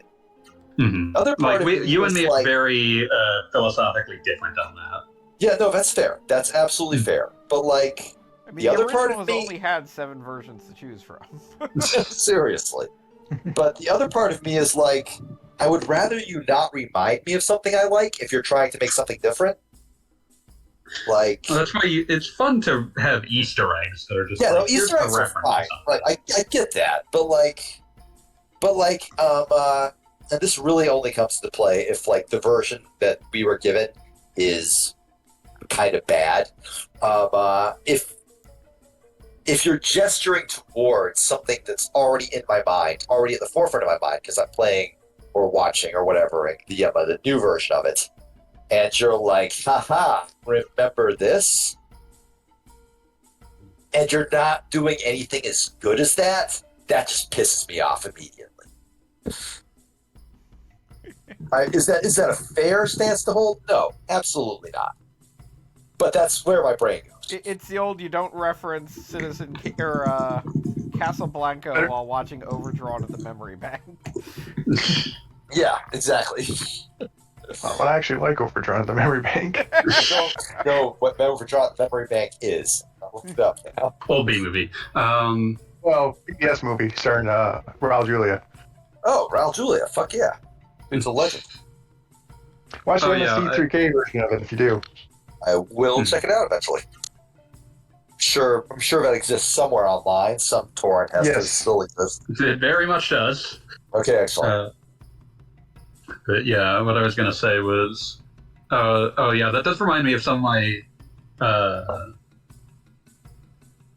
favorite bits in this game involve like some of the weird jokes that are sprinkled into like the menus. The game stole the idea from RE3 remake, one of the better ideas from that, which was that doing stuff in the game gets you points that you spend on things like the bonus weapons and the and concept art and shit. But each of those mini achievements has their own name, and some of them are very, very stupid, like Leon S Plus Kennedy for getting an S Plus rank. Okay, that is pretty good. But there's a bunch of because certain scenes just don't play out the same way, you get some stuff that ends up being relegated to references and like trophies and shit. So like because the scene with Salazar doesn't play out the same way, there's no point in the game where it would make sense for Leon to say your right hand comes off. And so when you fight the Verdugo, the trophy references the line because it didn't really the scene did not play out in a similar enough fashion for it to have ever made sense for him to say. Which is, a good compromise.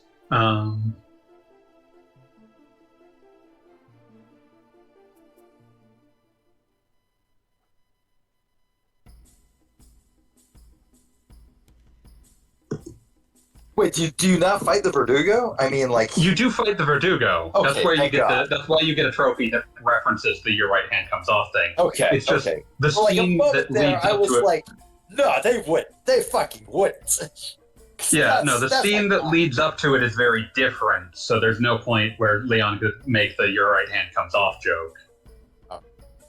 So they slid it into the Sure, that's trophies. acceptable. That's acceptable. But like, I'm glad they didn't try to wedge the line in there despite it not making any sense. Yeah. like I've definitely seen that done. They're generally like they try to catch some of the more iconic lines, but only if like the circumstance is similar enough that they still make sense. I feel like there's an entire stratum of joke that's like, haha, you would have liked, but we're not gonna give it to you. That always just pisses me off in that way.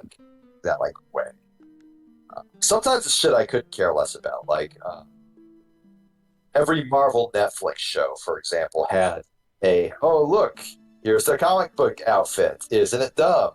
And I'm like, motherfucker, you're in the MCU. The entire marketing, the entire point of this was like, hey, look, they finally They look look like the comic book themselves. character. That's the entire reason you watched Iron Man. Where the fuck do you get off? Fucking idiot. And yeah, What was sure, I that gonna wasn't say? appropriate for Jessica Jones, which is literally a show about rape.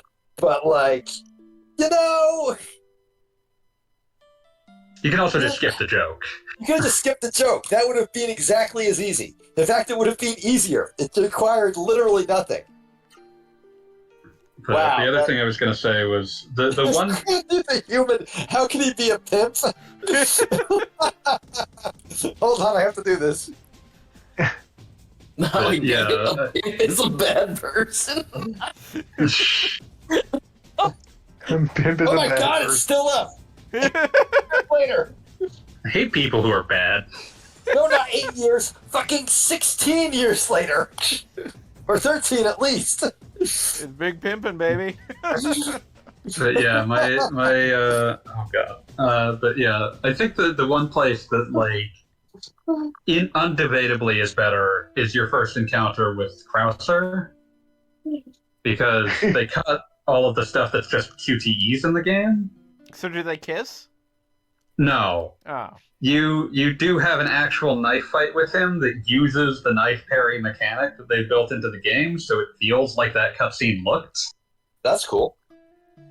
And it's a really fun fight, actually. Oh, that's excellent. I'm glad to hear. And So they kiss later? Also, everybody I mean, needs to click the yellow link. maybe, but there's a different Click person in that. that scene that Leon seems more likely to kiss anyway. So You sound so disappointed. didn't realize you were a Leon Krauser shipper. Those are rare. Dude, you Well, can't Leon- watch the original RE4 scenes between the two of them and not feel the tension going on. Listen, I was distracted by the better tension that's appearing in that scene in the remake. But being subtle and covert. But yeah, like that fight's a lot of fun. There's a lot of like the thing that I've mentioned several times in different conversations that I appreciate is that like I don't want remakes that try to be replacements. I don't think that's very interesting. And the RE4 remake does a lot of stuff that is not necessarily better, but I don't know that you can make a better game than RE4. But I mean, they that's made kind stuff of the that thing. is Like this was the least essential RE remake of any of them, as far as I'm concerned. Yeah. but they made a game that is like definitely in the same conversation of which is better is like a reasonable discussion to have. And they are both different. They do different things. And so Yeah, I'm sure, glad that both of them exist. Like, the thing I keep going back to is that in 6 months, if you ask me, which version of RE4 do you want to play? My response would probably depend upon how I was feeling that day. Well, that's Okay, good, see, as that's opposed a good to thing. there being like a straight up the winner. So Yeah, they- it seems like what is it? I don't know if there's gonna be if they're gonna keep remaking games that were just on the previous generation, but it seems like there's an even odd thing going on, kind of like the Star Trek movies or whatever. Because it seems like a lot of people were a lot less enthused about the RE3 remake than the remakes of either 2 or 4. I think that has more to do with for one, the RE3 remake was farmed out to a third party. It was not Oh. made internally at Capcom like the 2 and 4 remakes were. I did not know that. Yeah, I didn't know that either. and the I other was thing aware- is that I was aware that it had like a multiplayer mode that was kind of bullshit. Resistance was interesting. It doesn't really work. The bigger thing about RE3 remake is that RE3 is a game that has like a bazillion ideas, and I don't think it really comes together completely. There was a lot of space and potential in that remake to make it a much more cohesive whole, and it kind of bunts.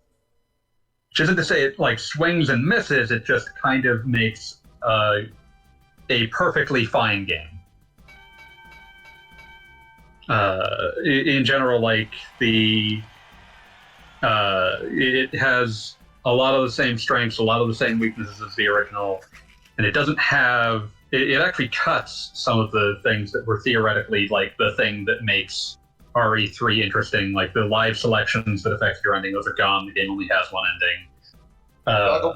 Goggle, I'm sorry to drag this back to the game Gogglebop's playing. I'm always loath to do that, but It's casino I time. wasn't aware that I wasn't aware of it that UFC had a game in 1996. Can we rename Las Vegas to Muscle Paradise? Yes, that Are you was talking? gonna Are happen. you talking to a bunny girl? Because Oh, that's yeah. always like at the top of my list of things to get attention. Yeah, these are just also just straight up Bulmas walking around. The fighting game is called Baka Fighter. Stupid fighter. I love it. I'm into it. You weak, pathetic fool. But yeah, big fan of our RE4 remake, and I was expecting at least a few of the weapons to get cut, but I think if anything, there are more weapons in this game. It's amazing. Oh yeah, that is definitely a Bulma. There's always room for Bulmas.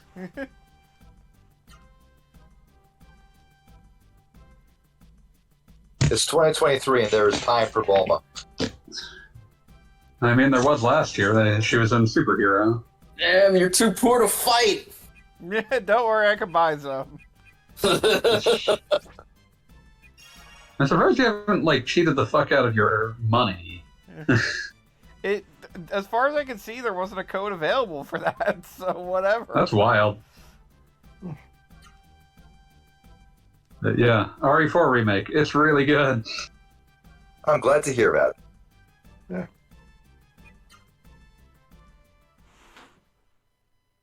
Maybe next time they'll do Code Veronica.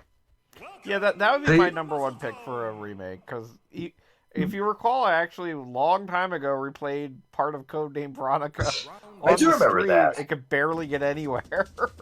It's really hard. It's easily the hardest among those classic Resident Evil games, which was a very rude thing to do. The other thing is, I feel like Just if they want to do an RE5 almost. remake, they kind of have to do Code Veronica, because Code 5 is kind of just a sequel to Code Veronica. I don't remember anything about 5 other than Chris punching the boulder, and no, that's it. Wait, no, I played through the whole thing with my girlfriend at the time.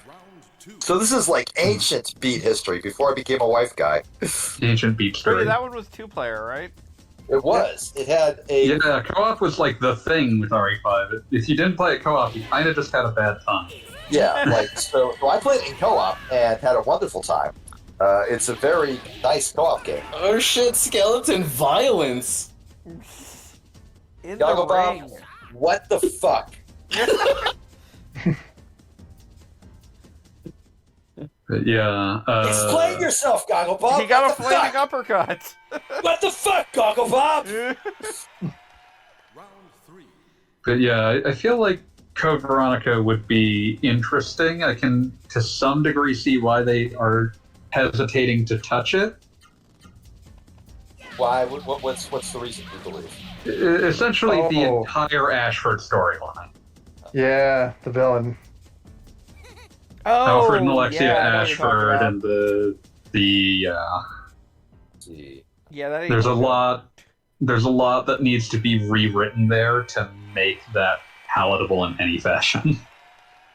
I don't know anything about Resident Evil lore. Just a probably lot of evil cross-dresser stereotype shit. Oh, well, that ain't no good. Yeah, they need to heavily revise that plotline, and I would imagine that's why that game they kind of just jump past that game. They keep bringing it up, it gets brought up in interviews, and they keep talking about oh, it's something we'd like to do, but who knows if we're just focused on X, Y, and Z projects right now. They seem to have 3 Resident Evil teams at the moment, so it wouldn't surprise me if someone's working on it. Because they've got the mainline games, they've got the remake games, and there's at least 2 teams that have been tasked with remake games. So, I was going to say, isn't there somebody working on some multiplayer? yeah, there's also the Resident Evil Resistance, whoever's busy working on that. Those poor guys. Yeah, it's one of those things, I would be shocked if no one is doing anything on a Code Veronica remake, but it is one of those things where it's I can understand why they're very... That's a less cut and dry game to remake. The intimidation factor of the RE4 remake. The good thing about remakes in general is that you're allowed to just take out the shit that doesn't work. The issue is you can't just take it out. In this case, you have to replace it with something because this is the entire plot of the game. Oh, okay, I see. It's it's that and Wesker shows up. It turns out he's alive and he's got Matrix powers. Those are the 2 things that are the plot of Resident Evil Code Veronica. And if memory serves, it's tied heavily into the sort of plot twists of it, if memory serves. Yeah, like there's like an entire like the structure of the plot and twists around it are all built on. And it's like you have to like essentially just tear that apart and start again. Like rebuild it from base premises. And I can understand why that is maybe something that may take a longer time or may end up just being like, we can't make this work. Yeah, some Sorry, things this just game doesn't exist. some things just should be left in the past. It's just better that way. But yeah, it's one of those things where like, because like you have the intimidation factor of like, when you're remaking Resident Evil 4, your intimidation factor is, if we fuck this up, we will never hear the end of this. Yeah, no, like there's no coming back from screwing up Resident Evil 4. Resident Evil 4 is so many people's favorite game of all time for good fucking reason. And not only that, but it's like omnipresent. Like it isn't like a situation wherein, like, love it or hate it, Chrono Cross was tied to the PlayStation 1, and we barely saw it since. Yeah, Resident Evil 4, you can play that shit on literally anything. Yeah. Like, Resident Evil 4 is on the same system as the Resident Evil 4 remake. Yeah, you can get two different games called Resident Evil 4 for your PlayStation 4. 1 second. And what I'm really waiting for, I know it's a totally different company, is the Death by Degrees remake. Yes, obviously. Wow. Peter Williams. I was afraid that you were about to say the Silent Hill 2 remake, and like, oh, don't put your hopes on that. Resident Evil 4 is currently available on the PlayStation 4, Xbox One, Nintendo Switch, PlayStation 2, Android, GameCube, MetaQuest 2, PlayStation 3, Wii, the Zeebo, iOS, Xbox 360, and Microsoft Windows. Yeah, and it's been ported to Windows twice. Because you have the original and the Ultimate HD edition. Yeah. There's some flip phone versions in there as well. If you want to count those, that's what the Zeebo version is based off of. On a flip phone is amazing. Yeah, that's what the Zeebo version is based off of. The motherfucking Zeebo. I fucking love the Zeebo. I don't know what that is. I'm not impressed by it. There's like an entire like class of console that I can bring up as a conversation starter, just because the natural question is, did you make that up? It's like it's the Zeebo, the Nuon. Is this just rock, paper, scissors? Yes, it is. This is rock, paper, scissors, but real time rock, paper, scissors. Wait, how did you? Rock, paper, scissors is real time. You were doing like single hits that entire time, and then you just busted out a combo. It wasn't a apparently you could just, if you can keep hitting the button and they don't counter it, you can just keep hitting the button. Which I guess is how a combo works. That is how a combo works. Embarrass your whole family just because you came between fitness and beef. And to answer your question, the Zeebo was a console made down in Brazil. Okay. Yeah, it was designed to, like, the idea was that it was going to be a cheaper console based off cell phone technology to market in, like, quote unquote emerging markets, where the idea was that, like, they got less, like a cheaper system makes more sense. It's like why the Master System lasted so long in Brazil. There's like a million other reasons for that, not the least of which was that it could be manufactured within Brazil, so it was not subject to like the extremely high tariffs that ones that are manufactured outside the country are. All right, sure, that makes sense too. The thing about it is that, like, a cheaper console made sense, but it never really caught on. But it's got a lot of really weird software and shit, because it's technically like the internals of it were essentially a like circa 2010 or 11 smartphone.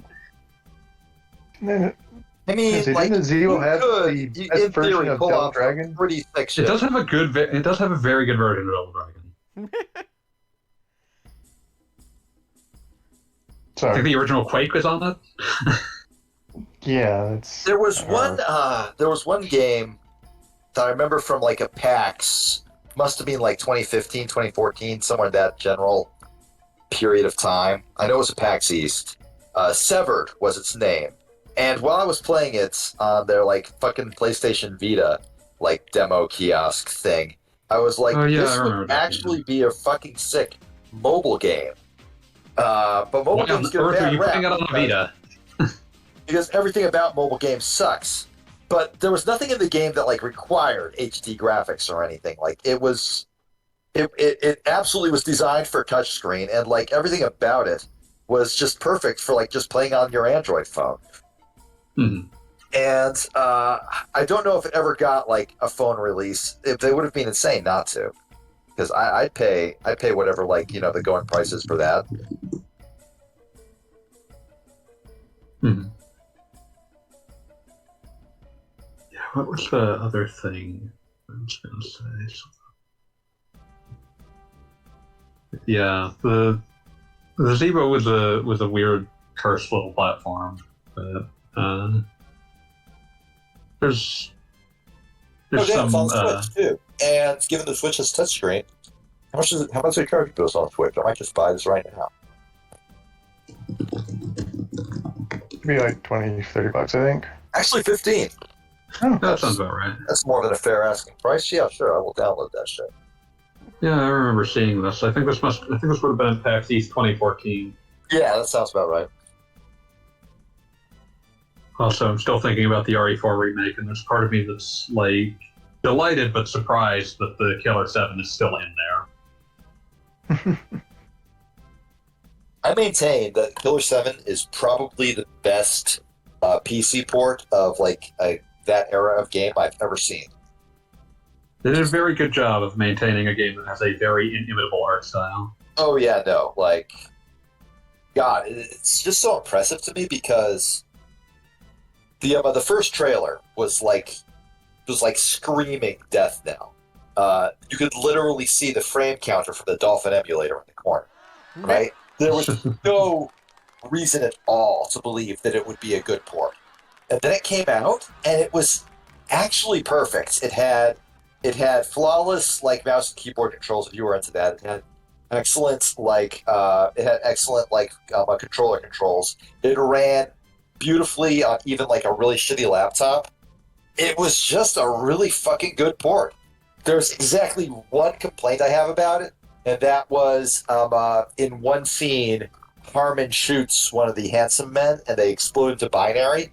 And in the original, the binary was all like digital calculator styled, and in this one, it was just the usual text style. That's the only change they fucked up. Everything else was flawless. But yeah, it's just one of those things where like that was the one weapon where I was like, if they've cut any weapon, I assumed it would be that one, just because it's basically just a reference / ad for a game that they're no longer in a position to need to advertise, but they kept it. So. But yeah, no, it's there.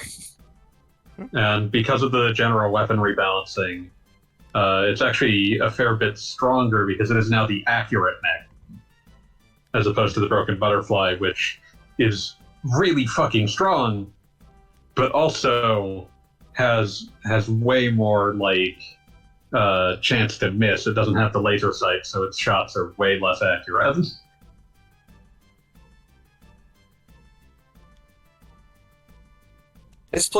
I played by far the most Resident Evil 4 on the Wii, where you just had the aiming reticle, so it wasn't really an issue. The laser sight was built into every weapon in the original. Like, it was just on everything, even things that made no sense. Shotguns have laser sights for some reason. Of course. Because that was just the reticle in the game. In the remake, the laser sight is not, like, it just has a normal reticle. Laser sight is something that you can put on certain weapons that makes them extremely accurate. Because they will always shoot to where the sight is pointing. Okay. But very few weapons are actually compatible with the laser sight. Like a couple of the pistols and the Killer 7 are, I think, the only things with a laser sight. And so those become, by default, the most accurate weapons in the game by far.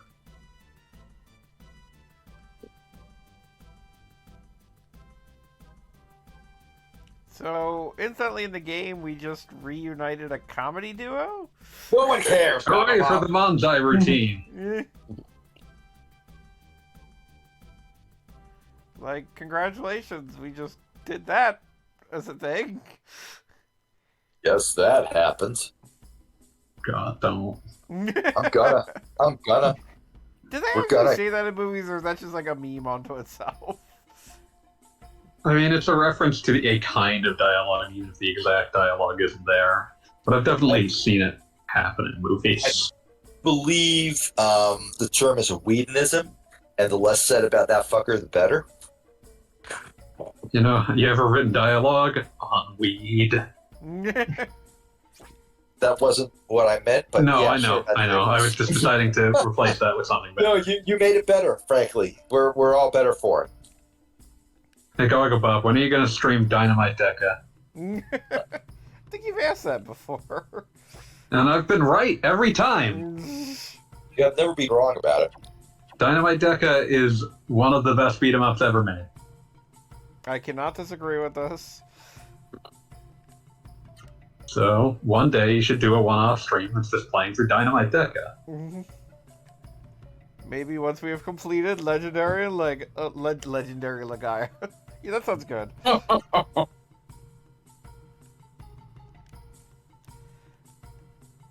Legendary Legaia. It's me, Legend Larry Legaia. Leisure Suit Legaia. Oh God! Oh, no.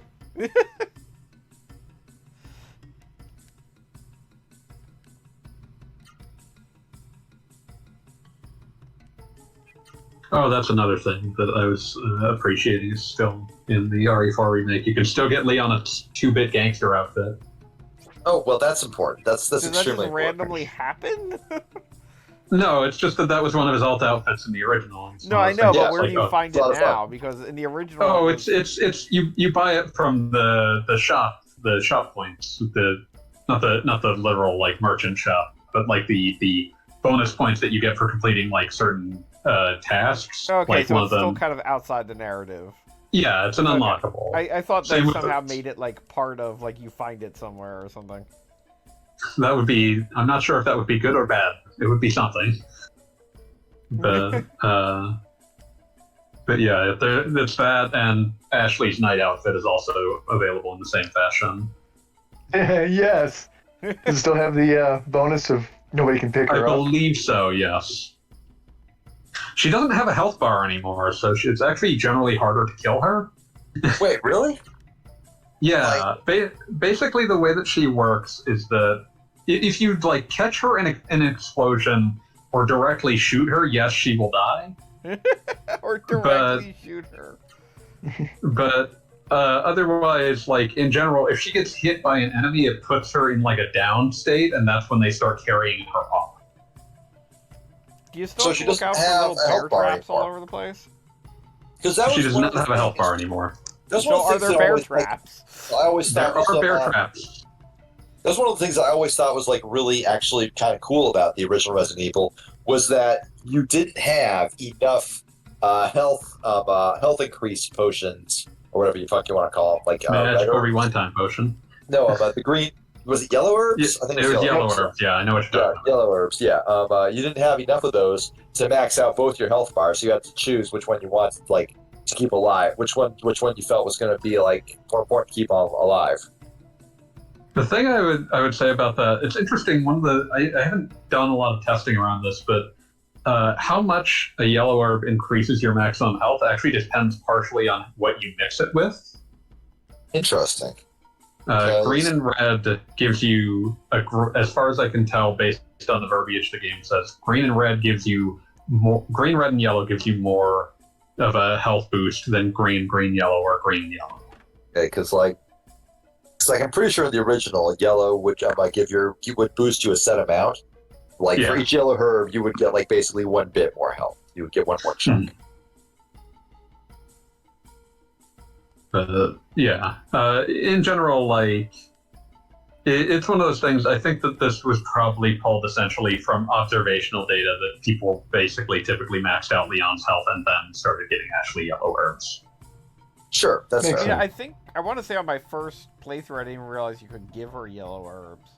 I actually would like give 1 to Leon, 1 to her, and 1 like I'd switch back and forth. That was my system.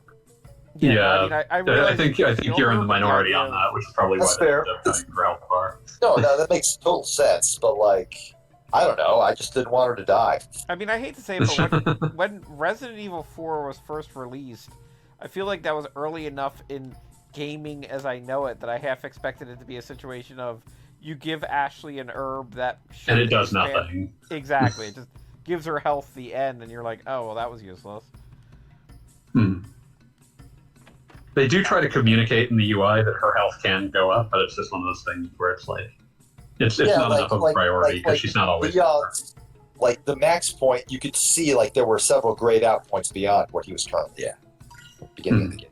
Yeah. And Leon and Ashley's had the same thing, so I was like, I can increase hers as well as Leon's. It made sense to me at least.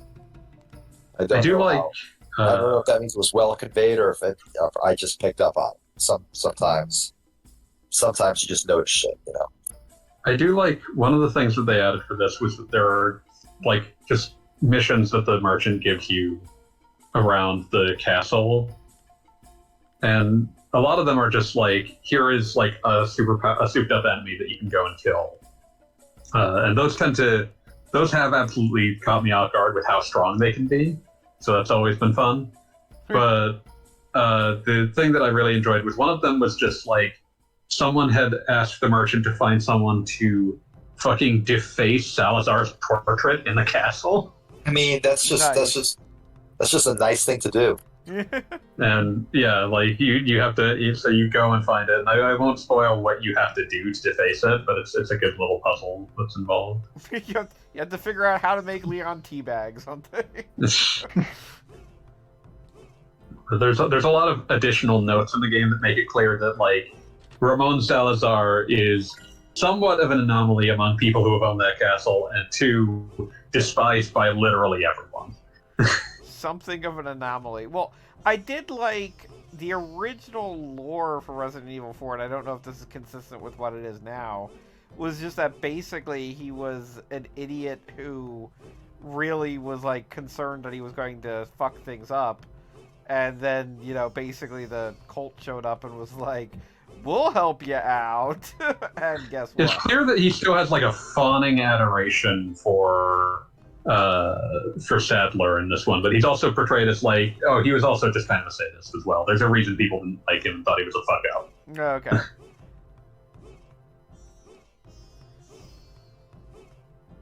So he is. But yeah, in general, they try not to contradict anything that was in the original. They mostly just expand around it.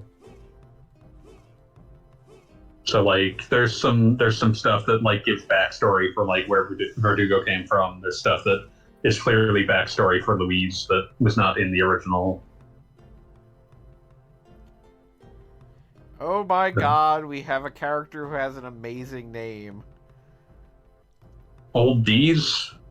Old D's nuts.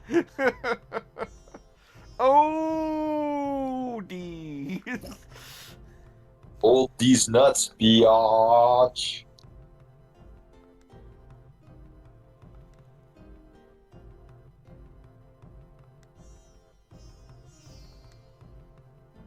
Jeez. Come on, just... Oh, we're like flying through the air and punching things.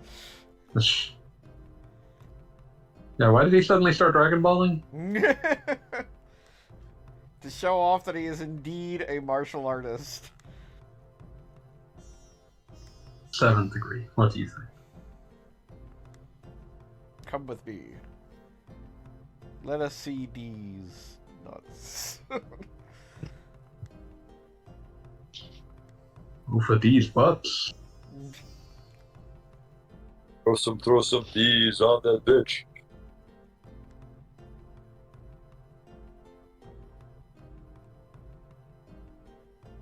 Oh, our Genesis tree is very small. It's a very small Genesis tree. You don't deserve the Genesis tree. Gotta add the Sega CD and the 32X to it, make the tower power that way. Oh yeah, that's the way you do it. More of an Obadiah tree.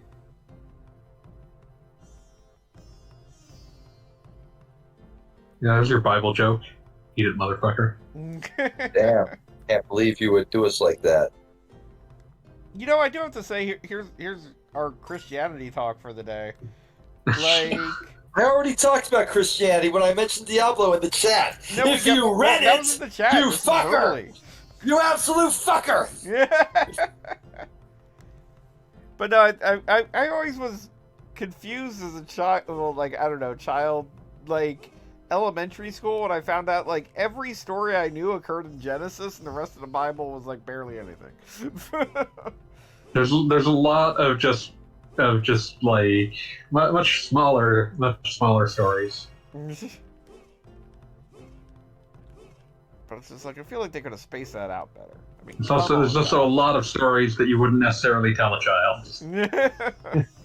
Yeah, like anything involving Noah post-Ark.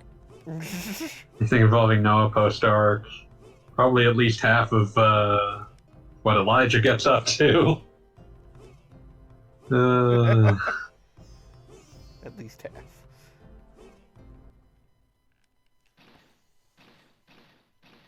Listen, you have to weigh the consequences of a child's going to think it's really cool when he murders 400 people, but it's also like maybe they'll learn wrong lessons from that.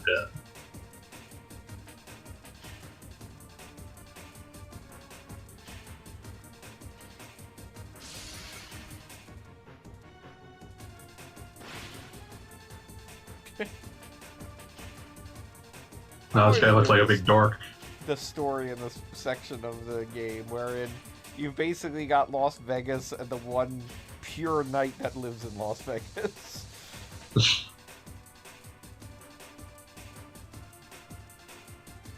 How do I make leaving Las Vegas the PS1 RPG?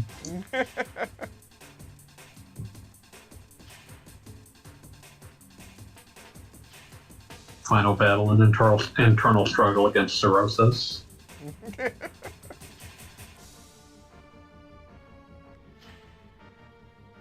Also, if memory serves from my playing days, this is definitely the part of the game where like every boss is an absolute slog. Well, that's why you cheat, you know. Well, like yes, that is absolutely why I cheat. But I seem to remember playing through this and like there were entire sections of game facts of like, how exactly do you beat this one? You don't! Yeah, that's the fun part. Surprise, idiot! Fuck you! Get out the way. I like that he says, let thine steel do the talking, when most of us are bare-fisted, like, fighters. Like, bro, we do not even have swords. I'm now playing Severed on my Switch, and it's actually really cool. It's a Congratulations. neat little game. I like the art style very much. It's very neat. Up next, tricking Beat into playing Turok. I don't think you could do that. I think I'm smarter. I believe in you. I'm impressed that that dude had more than 20,000 HP. I mean, he had more HP than the leader of the evil mist gang from earlier. I think he is the only one who has survived more than one attack. Why must human fight human? Ape shall not murder. Ape took a cure.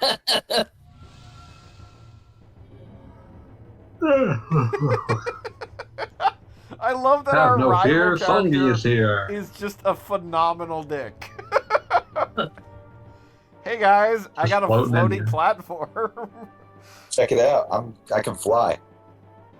Check me Fly out. guy.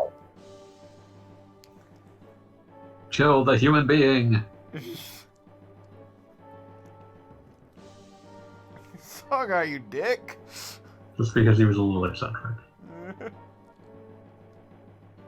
What are you gonna do? Kill me now? You kill old men.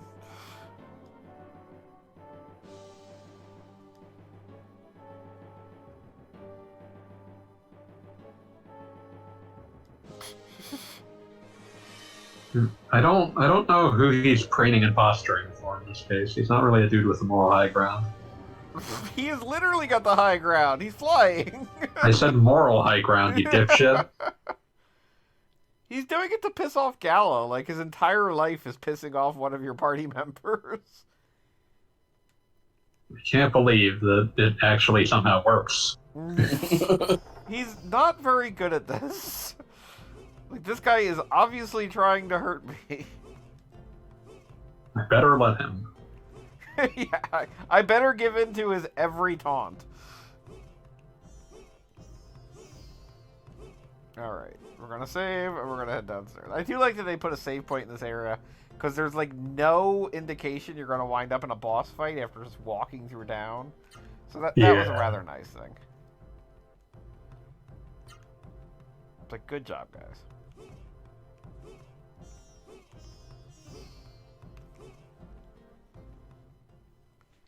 Yeah, I think that fight is particularly difficult because, like, between the boss of the last area and this boss that you have to fight, like, there are maybe, like, 2 random battles total. like, they don't give you much time to level up between those fights.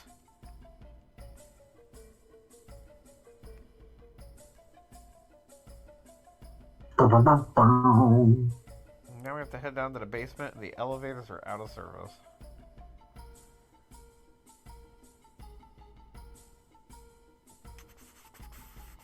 Just running through stuff. Running right along. Running past the jazz club. Man, I love the jazz club. We already been there. Just some ladies who want us to buy them drinks. Yeah. Why do you think I go to the jazz club? Yeah, well, in the video game, it's like 20 gold just to buy milk. Like, I don't know how many monsters you Now have to I beat got up that to, milk like, money. properly get your income going. Got that socks made of silk money. I ain't got that guilt money. I don't give a fuck. I can't believe I remember all of that. Not even a good song. That's never stopped us before. I like the skeleton is named Dead Bone. That's extremely anti-bone. It's a dead bone.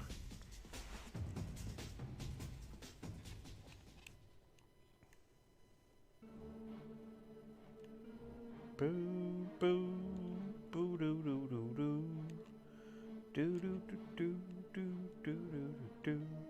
Gotta run all the way down to the basement. Dun, dun. Oh wait, there's a statue.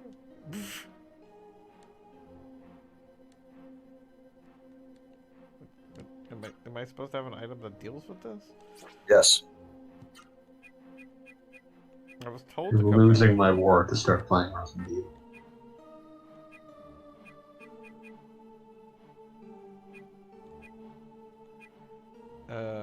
Huh.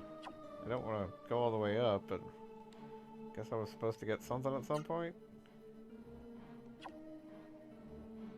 Possibly from the sage. Now I got to walk all the way up the stairs. Oh.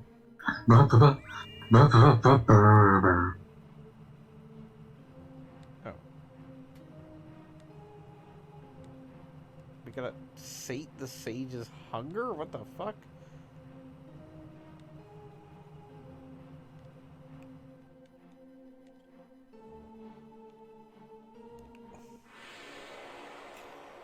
Now I gotta look at the game facts again. Gotta fight some spoons.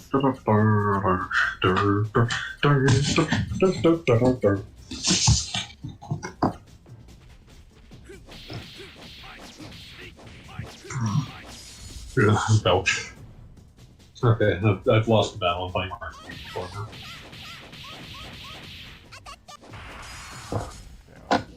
Let's have that open. Okay, so Legend of Legaia guides. Leggy. Legend of Legaia. Legend of Oleg.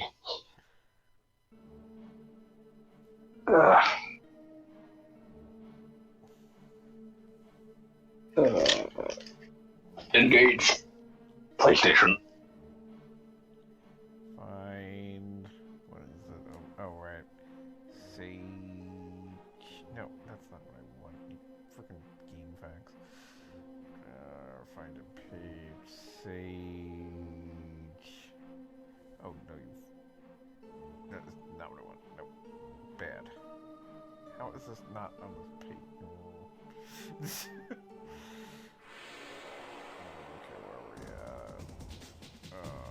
Soul Tower, yes, okay. Soul Tower.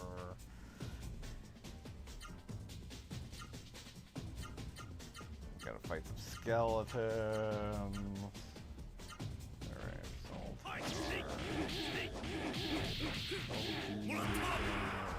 Tower. Man, fight that guy. Like that guy. 8 sour breads.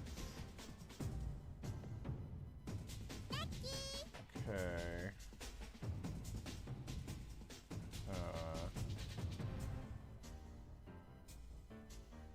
Okay. So we need 8 breads.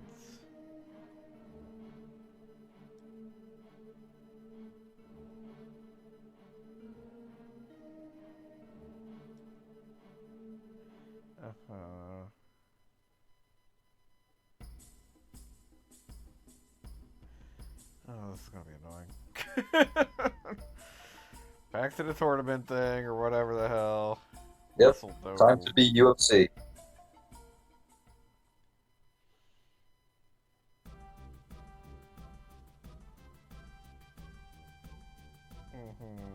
Okay. Okay, let's see. How many breads can we get with what we just won? Oh, good. Exactly as many as we need. All of the breads. Gotta eat right. Thought we could eat some bread for ourselves, but no, we have to give it all away. Okay, we got our bread.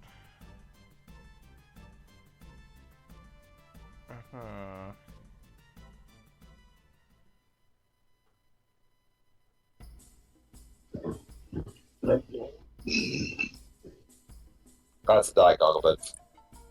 Okay. Gurgleberg. Gurgleberg.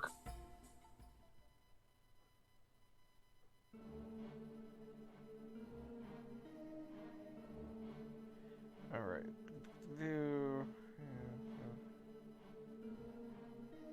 Oh, so you have to feed them around the town? Yes.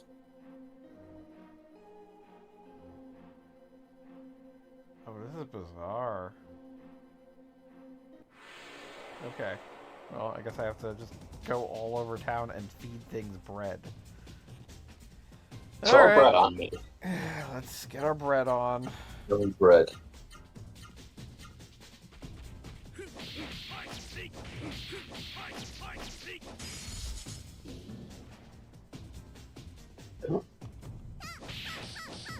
Oh, that's why they were saying they were Sage's chest. Okay, that makes slightly more sense. This is going to be annoying, but I understand it. We absorb the power of spoon, so things are going well. Alright. Spong. Aw. Freaking weird. I think you're at the point in the game, Gogglebob, where all of us just are past even trying to pretend like we give a shit. Hey, you guys liked Baka Fighter. I mean, yes, literally named Stupid Fighter. How could you not like that? Fuck you if you don't like Baka Fighter. Ba, ba, ba, ba, ba, ba, ba, ba, ba. But now for some reason I've got like, what was it that just popped into my... Oh, look, my battery's low. What time is it? It's 10:40. Late. Well, I guess we're going to get to the entrance and save, because my PlayStation 3 controller is, like, flashing at me like it's got problems. It craves death. Yes. Ah, there's a save point. Okay, so I guess we're going to save for the evening.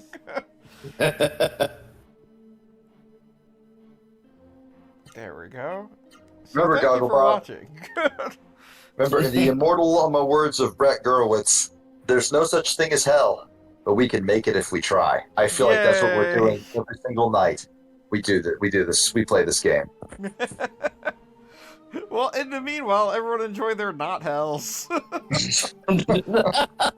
Resident Evil 4 is like the opposite of hell. Yeah, there you go. Well, I mean, it's not a great thing for the residents. Yeah, those Wait guys for kind of got the me. short end of the stick. They're having a bad time. We're not having a great time. I can tell you that much. All right. Have a good night, everybody. Good night, everyone. See ya.